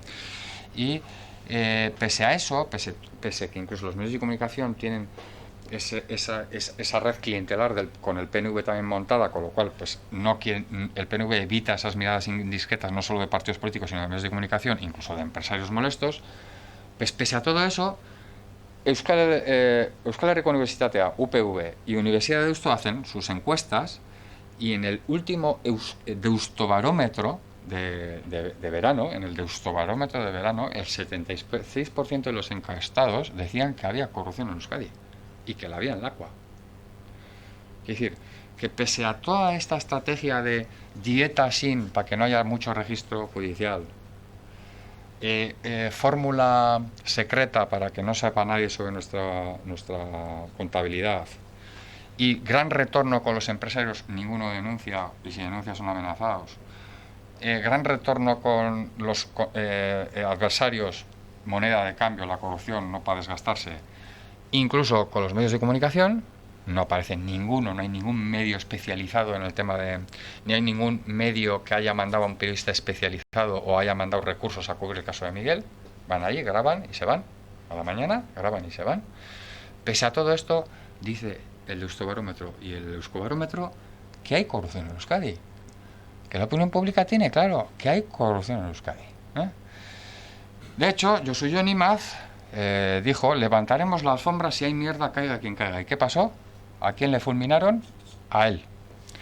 De hecho, es el presidente más efímero del PNV, el que menos duró. Ahora bien, tenía su puerta giratoria. Fue a Repsol. A dos. Ese era un poco lo que os quería contar del diagnóstico. El libro tiene unas conclusiones, son mías, por eso en los debates prefiero no explicarlas, están ahí en el libro, mis conclusiones particulares. Si hay alguna pregunta, siento que esto sea tan denso, lo que sucede es que, claro, al no haber hecho nadie un diagnóstico en 40 años, cuando me toca a mí hacerlo, pues claro, hemos estado hora y 20 minutos. Ya lo siento, ¿vale? Y es que... Vale.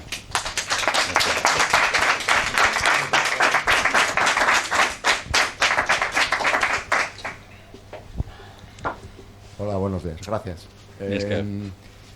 Yo tenía dos preguntas. En relación a cuando se denuncia al PNV o vas contra ellos, yo algo que siempre he oído, no lo he visto, no lo he sufrido en carne, no sé si lo habrás sufrido tú, es que ellos tiran de Hacienda, de la Diputación de Vizcaya, en el caso de los vizcaínos, y te hacen una inspección de Hacienda, y bueno, pues en una inspección de Hacienda, aunque tengas todo más o menos bien, si quieren pillarte algo, Sí, siempre van a lo pillan encontrar. o se lo inventan. Entonces era pues ver si esto tú lo has visto y cuántas inspecciones te han podido hacer a ti. Y luego también en relación a los bachokis que has mencionado, también tengo oído que los bachokis no tributan como un bar o como un restaurante, que tienen algún tipo de tributación específica como centro cultural o algo así. También si nos podrías hablar de esto. De ahí el interés en que no haya un inventario, porque no se podía hacer la quita de cuántas son sociedades culturales y cuántas son simplemente sociedades anónimas. Y de ahí se podía desprender que algunas bachokis han recibido incluso ayudas indebidamente. Claro, todo ese camino hacia atrás no se hace porque el camino hacia adelante está tapado, está oculto. O sea que es buena pregunta, interesante. En el otro sentido, sí, inspecciones, pues a mi madre le tienen asada, la pobre, como no pueden conmigo, pues van a por mi madre. Y recordaros que no hace mucho se destapó una trama, Interview hizo un reportaje largo sobre una trama de venta de datos de Hacienda, y uno de los clientes de esa trama que vendía datos de Hacienda era un ex concejal de Jesús Loroño, que es de Guecho, que sigue siendo concejal, no, fue concejal de Guecho de deportes, ¿no? Y ya sabemos todos, presentador de TV, muy guapo él, muy divertido, pero en esa trama aparecía, según Interview, como uno de los clientes, como alguien de los receptores de esa puerta de atrás de información de Hacienda. O sea que... Y los bachokis, lo que se consume, si tomamos una comida o lo que sea, eso ¿cómo se...? Habría que coger, pues si quieres, ponemos una caja en común, hacemos un crowdfunding por internet, pedimos 500 euros para recorrernos todos los bachokis de Euskadi y sacar un pote en cada bachoki y pedir el CIF. Y veríamos cuántos nos dan el CIF, cuántos nos dan ticket, cuántos no, cuántos tienen impedimentos para darte un ticket o ni siquiera tienen caja registradora. Veríamos cuántos CIF corresponden a 5 o 6 bachokis, es decir, que con un CIF andan 5, 6, 15 bachokis, ¿sí? Y veríamos un poco, pues evidentemente, pues cómo lo tienen armado. Una de las grandes fuentes de financiación de los bachokis, es curioso, son las tragaperras. Pues ahora hace poco se ha hecho un estudio y creo que rondaba, no recuerdo cuántos millones, pero está cuantificado cuántos millones de ingresos recibe. O sea, es una de las fórmulas de ingreso más potentes de las declaradas, claro, de las declaradas por el PNV, las tragaperras y los bachokis. Hay otro ejercicio de fiscalización ahí, tremendo. Bueno, buenos días. Pues yo creo que magnífica la exploración, el diagnóstico, pero como médico me falta algo, el tratamiento. Muy bien. No es mi mochila. Sí. Sí, no es mi mochila. Yo de médico cabecera actúo, y entonces está claro que tiene que ir a un especialista. Entonces ese especialista es el que le tiene que dar el tratamiento. Una de las cosas que se me ocurre como médico cabecera, y ya lo he planteado en su día, y se lo dije a Podemos y Bildu, no me han hecho ni caso, le propuse a Bildu y a Podemos que invitara al Partido Popular, al PSOE y a Ciudadanos, y a todos los partidos, tengan representación o no tengan representación, todos los partidos que se presentan a las elecciones, un pacto contra la corrupción, para blindar al PNV contra la corrupción. Al PNV no atacarle contra la corrupción, sino auxiliarle, ayudarle a sanearse. Si tú le planteas al PNV que le vas a atacar con la corrupción, es como si bombardeas a los talibanes. Entonces hay muchos talibanes que son críticos con el mundo talibán, no son todos de la escuela wahabita, pero cuando les bombardeas, en el Yemen, por ejemplo, todos van a la misma cueva, y entonces surge el espíritu de conciencia de grupo, y aunque haya desafectos internos, todos van a una. Esto pasó con Waco. En Waco, en Texas, había unos tal davidianos, no sé si os acordáis, una secta, los davidianos. Entonces el David de turno tenía un Cristo importante, había muchas discrepancias, sobre todo con un sector de mujeres que tenían niños y estaban un poco temerosas de lo que podía suceder a esos niños si la policía, el FBI en este caso, actuaba contra ellos. Y entonces David intentó convencerles diciéndoles que el enemigo era el FBI, no David, allí en casa que no había ningún enemigo y que el enemigo era el FBI. El enemigo era el FBI y entonces hizo un discurso muy grande que no convenció del todo. Lo que sucedió es que cuando el FBI cercó el rancho en Waco, en Texas, lo primero que hizo fue empezar a poner en cintas magnetofónicas, a todo volumen, conejos degollados y uñas rascando pizarras. No les dejó dormir en toda la noche, con grandes focos y haciendo ruido, incluso con ruidos de ultrasonido, que no lo detectas, pero entra, ¿sí? Afecta, tiene una afectación muy importante. Entonces, esa madrugada no podían dormir. David reunió a todos, incluso a los desafectos, y les dijo: ¿veis? Ya os dije, el FBI son los hijos de puta. Ya os lo dije. Y efectivamente, viendo todos la situación, dije: no, efectivamente nos vamos a armar y aquí que no entiende Dios. Y se sucedió el desastre que sucedió. Y esto es lo que sucede también con el PNV. Si le atacas, que es lo que hizo Bildu en las anteriores elecciones. Fíjate que me han imputado a mí, es curioso. Algunos partidos, o no voy a decir partidos, pero sí algunos dirigentes de algunos partidos me han imputado a mí de enrarecer el ambiente con el PNV, ¿no? Resulta que yo soy un pedo en el cosmos. No soy ni siquiera conocido popularmente, etcétera, etcétera. Y los que realmente enrarecieron el ambiente con el PNV fueron Bildu y Podemos, porque Bildu le llamó corrupto. En las anteriores elecciones le llamó corrupto y Podemos amenazó con jubilarle, le llamó viejete. Entonces, ¿qué hizo hasta el más desafecto del PNV? ¿Cómo? ¿Estos niñatos y el hermano pequeño bala perdida nos insultan? Votamos al partido. Y esto hay que tenerlo en cuenta, porque ya lo sabemos qué pasa con el PP. Y tanto nos reíamos nosotros de los gallegos, ¿no? ¿Cuántas veces nos hemos reído de los gallegos y de Fraga? Pues ahora habría que preguntarse a los gallegos cuánto se ríen de nosotros y del PNV. Continuemos.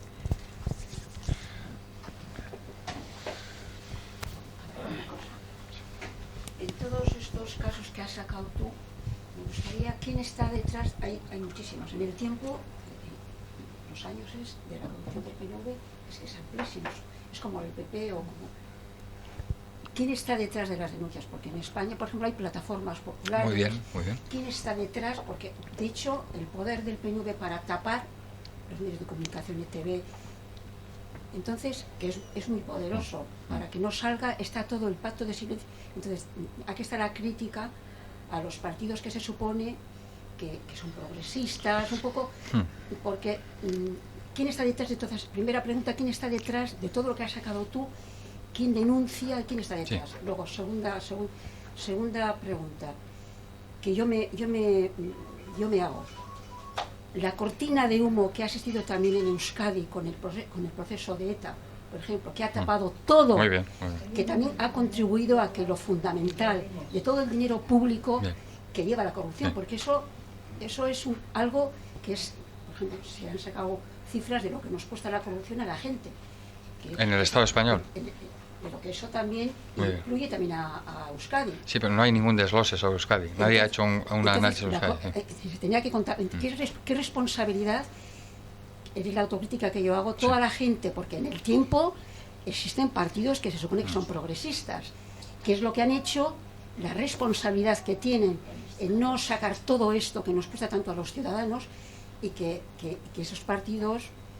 que en el tiempo tienen una trayectoria de acción política, pues esto se supone que sabían también ellos, y que la gran cortina de humo, que es lo que está pasando con Cataluña y el PDeCAT con Artur Mas, que han tapado toda la corrupción ahora con la cuestión nacional, que también es una responsabilidad tremenda, porque eso les cuesta, nos ha costado a todos. Está entendido. Yo también he veo la crítica, muy bien. Sabemos, yo sé lo que hay en el PNV, el pacto de silencio, los medios de comunicación, pero luego la parte de los partidos que se supone que son progresistas, que defienden los derechos humanos, ¿dónde están?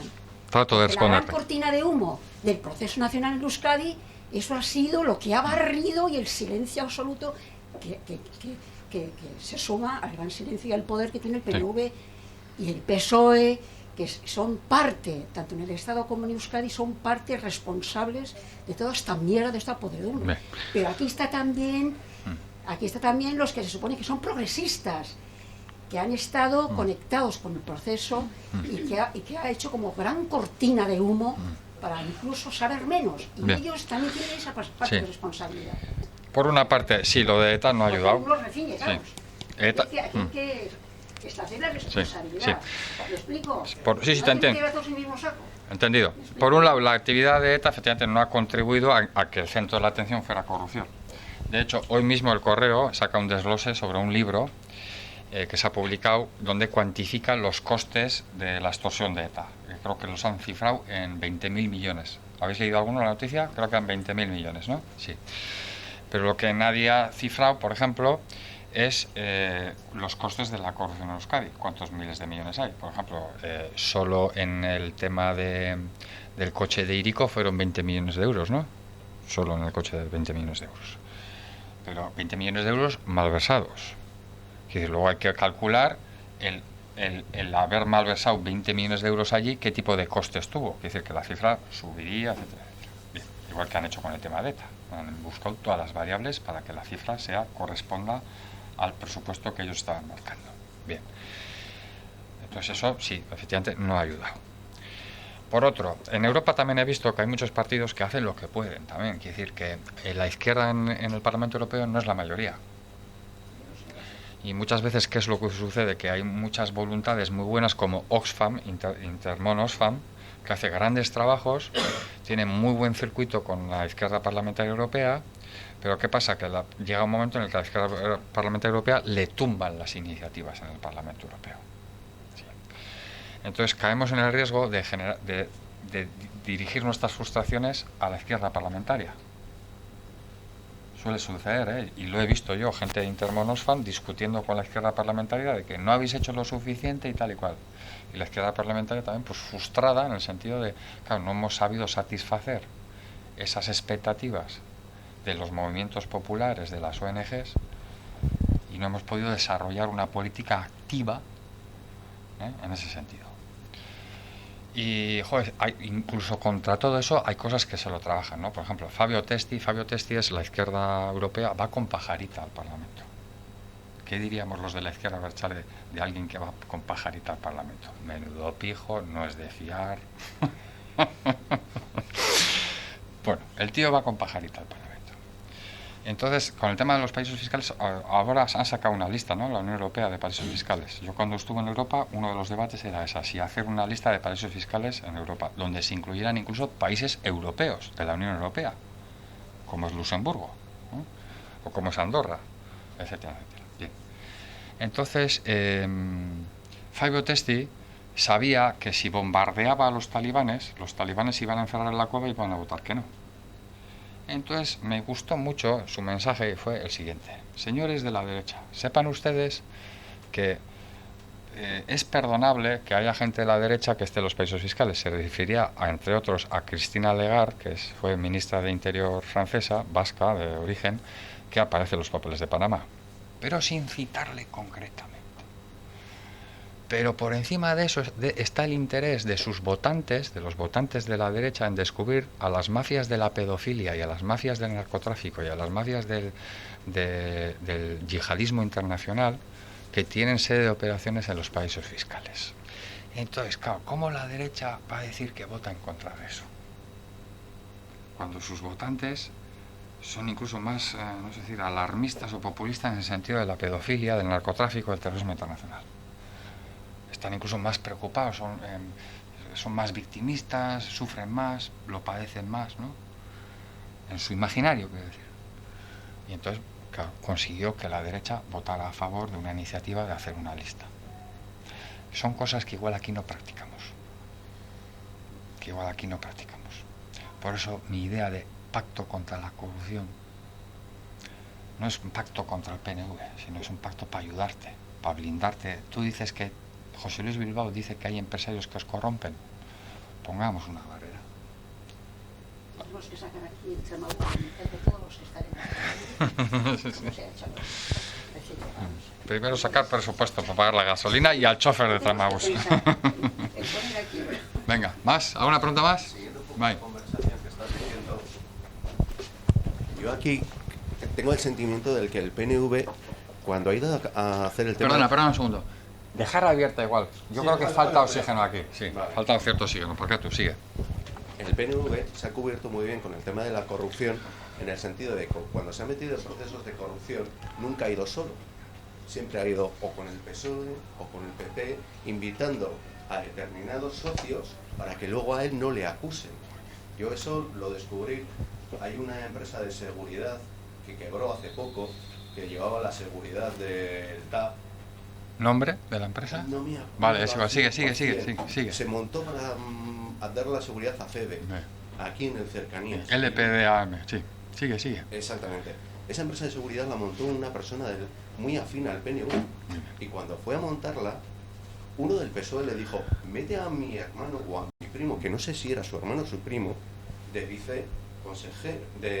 vicepresidente en esa empresa. Y vamos los dos de la mano. O sea, que siempre he visto el PNV siempre va con algún partido de la mano, para que así a ellos no les cacen. Sí. Te pongo otra variable, que además te sonará. Alaiki, la empresa Alaiki, es una empresa que montó Gocho en Bilbao, Bizkaiburu Batzar, ¿sí? Y entre los fundadores está también el actual alcalde de Basauri, Andoni Busquets. Esta empresa es gran adjudicataria de servicios públicos y es la que hace los mítines del PNV. Es una de las que hace los mítines del PNV, porque hay otra de otro del Gipuzkoa Buru Batzar, Aitor Elorza, que también tiene su empresa de eventos y entonces también hace los mítines del PNV. O sea, aquí tenemos nuestros, entre comillas, nuestros Orange Market y tal, y por ahí bailando. Bien. Y curioso, porque Alaiki recibía contratos de Baracaldo PSOE. Cuando entró el PNV al ayuntamiento denunció un montón de contratos irregulares que había adjudicado el PSOE, pero ninguno de los contratos que denunció era el de Alaiki. Curioso, porque Alaiki, cuando entró a trabajar con el ayuntamiento de Baracaldo, el programa se llamaba programa Gausat, era un programa Gaste Baracaldo, Ezagutu Baracaldo, dirigido a los jóvenes para que conocieran Baracaldo, del que desconozco pues si se proyectaron cosas, si se hicieron conferencias, cuál fue su participación, si llegaron a todas las bajeras de Baracaldo. Todos esos datos desconozco. Y creo que desconoce cualquiera porque no se habrá presentado ni memorándum ni nada de eso.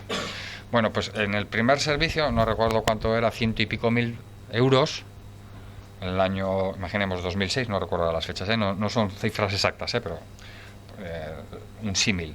En el 2006 entró con un contrato de 136.000 euros y en el 2010 ya el contrato era de 400 y pico mil euros para hacer la misma actividad en un margen de 4 años, ¿no? O sea, quiere decir que el PSOE estaba fidelizando con el Alaiki, ¿no? Una empresa fundada por buruquides del partido.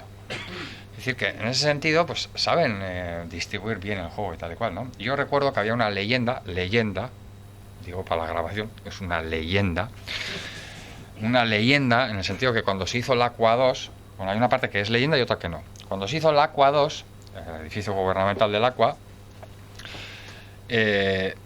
se le adjudicó a los hermanos Lodigiani, que eran dos hermanos de la mafia italiana que estaban en búsqueda de captura en Italia por la operación Manos Limpias, de aquel juez que mataron y que era el referente de Garzón.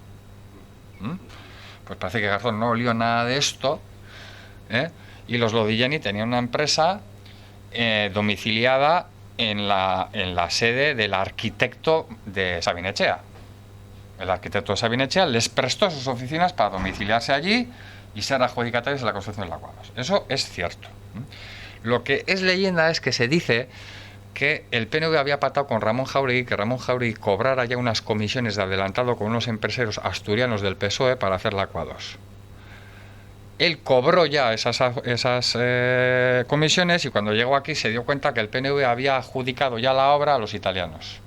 Con lo cual, a ver qué empresario asturiano va a pedirle explicaciones a los italianos, claro. Bien, ¿y qué empresario asturiano se denuncia que ha dado dinero negro al PSOE para una obra en el Aqua? Leyenda muy bonita, es muy completa, muy redonda y tal, pero cuidado, que esa parte dejo en leyenda. La primera parte no era leyenda, la segunda sí. La segunda no sé si eso se sucedió así, pero es una leyenda que rechina bastante. Y luego sí que hay literatura escrita, periodística, y no solo en Egin, sino en otros medios de comunicación. Por ejemplo, el financiero de Arzallus, el canterero Kepa Mantegui, pues sus empresas hicieron mucho dinero con adjudicaciones en margen izquierda cuando el PSOE era alguien en margen izquierda. El financiero de Arzallus consiguió doblar su facturación en gran medida porque los ayuntamientos del PSOE le estaban adjudicando obras. Arreglo a eso es cuando estabas diciendo de una mesa entre el PNV, el PSOE, el PP, PH Bildu, que también tiene las suyas en la época en que estuvo. Me las cuentas, por favor. Me las cuentas. Sigue, sí. ¿Me las cuentas? Sí.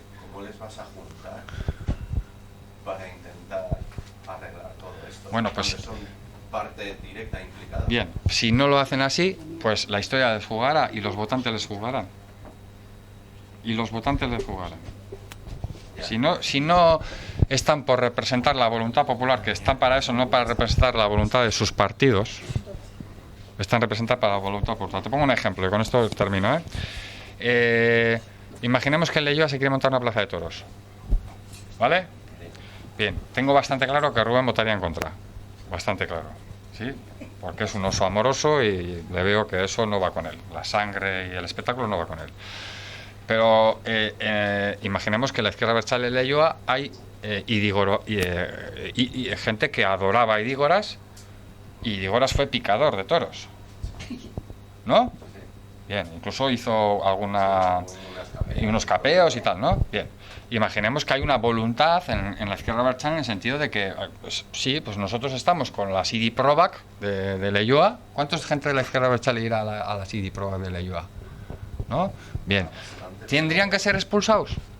Incluso si hubiera 4 concejales de Bildu en el Ayuntamiento de Leioa y 2 votaran a favor de los toros y 2 en contra, representando la voluntad real y la sensibilidad real de sus votantes y sus militantes, ¿habría algún problema? Sí, el propio partido los decapitaría por no obedecer la disciplina del partido. Y eso es antidemocrático. Es una actitud autoritaria. Se necesita un pacto transversal. Sí, agentes sociales tendrían que entrar y tal y cual. Y sobre todo que las víctimas fueran el faro de ese pacto. No los partidos ni los que denunciamos la corrupción, sino los que la padecen. Igual que en el pacto sobre la convivencia, el faro tiene que ser las víctimas de ETA y de la guerra sucia y de la dispersión y de todo lo que haya padecido este país por ese enconamiento. Son el faro. Pues lo mismo en el tema de la corrupción. Lo que no puede ser es políticos sacándose alijos con la corrupción sin conocer a ninguna víctima. Pero es que las víctimas somos todos.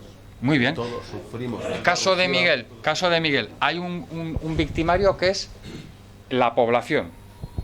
Se victimiza al ver que sus representantes hayan sido elegidos por ellos o hayan votado o no hayan votado en las elecciones, son sus representantes. Y ven que hay una sospecha sobre ellos, ¿no? Bien. Es una victimización general. Luego hay una victimización menos genérica que es de los contribuyentes, porque no todos contribuimos. ¿Sí? Y entonces esos contribuyentes también tienen una afectación como víctimas. Luego están incluso las víctimas de dentro del partido del PNV. Sí. Gente que pudo haber denunciado la trama y fue fulminada. Gente que ha sufrido por introducirse en esa trama, una pérdida de escrúpulos, una erosión en su ética y en su moral. Efectivamente, aquí la visión clara, esto no solo son números, aquí hay personas en juego. Muy bien, muy bien. Ya, pero al ser todos, la culpa se difumina demasiado. No te sientes... En el Código Penal a eso se le llama víctimas difusas. Sí, es un problema, sí. Pero ¿quién ha hecho el Código Penal? Los legisladores. Sí. Es decir, ¿por qué no hay mucho registro judicial sobre los incendios en Euskadi? Porque no hay sensibilidad en Euskadi con los incendios. No hay sensibilidad. Existe una fiscalía. Pero resulta que existe una fiscalía. Muy bien, Rubén. En cambio, en el tema de corrupción, aparentemente hay una sensibilidad, al menos tabernaria, Yo mis críticas tengo a la opinión pública con este tema también. Algún día escribiré un libro sobre la opinión pública para quedarme sin lectores. Para quedarme sin lectores. ¿Eh? Y, claro, decir, eso también da un margen. A dos. A ver, yo tengo, fíjate, llevo 25 años nadando en la mierda y siempre he sido optimista y he tenido humor. Rubén me conoce. Tengo mis épocas de nihilismo y mis épocas de encabronamiento, pero en general tengo una mecha muy larga y que va despacio corriendo, con mucho humor y con tranquilidad. Porque al fin y al cabo hay más vida que esto. Una cosa, no sé si sabrás algo. Están intentando cambiar las cosas en ITV. Yo, en el grupo, no sé cómo están las conversaciones, pero se está intentando por lo menos hacer que el grupo de comunicación ITV se está intentando cambiar en el Parlamento. No sé cómo va, no sé cómo está esto, pero a ver si se puede meter algo, a ver si se puede, sí, por lo menos, porque es que es lo mismo que Radio Televisión Española. El grupo de comunicación ITV es algo terrible. Cómo interpretan, cómo sesgan, cómo cortan, cómo silencian. Es un asquito. Se está intentando cambiar esto desde el Parlamento, claro, con la nueva gente, pero no sé cómo estará. Pero creo que hay problemas, os está alargando. Es lo que hemos hablado antes. Está haciendo con Radio Televisión Española, que el PP y el PSOE están intentando meter cuña y no avanzar. Vamos, que no quieren cambiar nada, en una palabra. Es lo que hemos hablado antes. Entonces, hemos dejado tantos espacios de impunidad a los que... Está intentando hacer algo. Hemos dejado tantos espacios de impunidad a los corruptos, a los ricos que defraudan, etcétera, etcétera, que ahora recuperar esos espacios nos va a costar. Está intentando, por lo menos en el Parlamento, intentar... Bueno, vamos a dejarlo, que ya la gente está cansadísima, ¿no? A dos.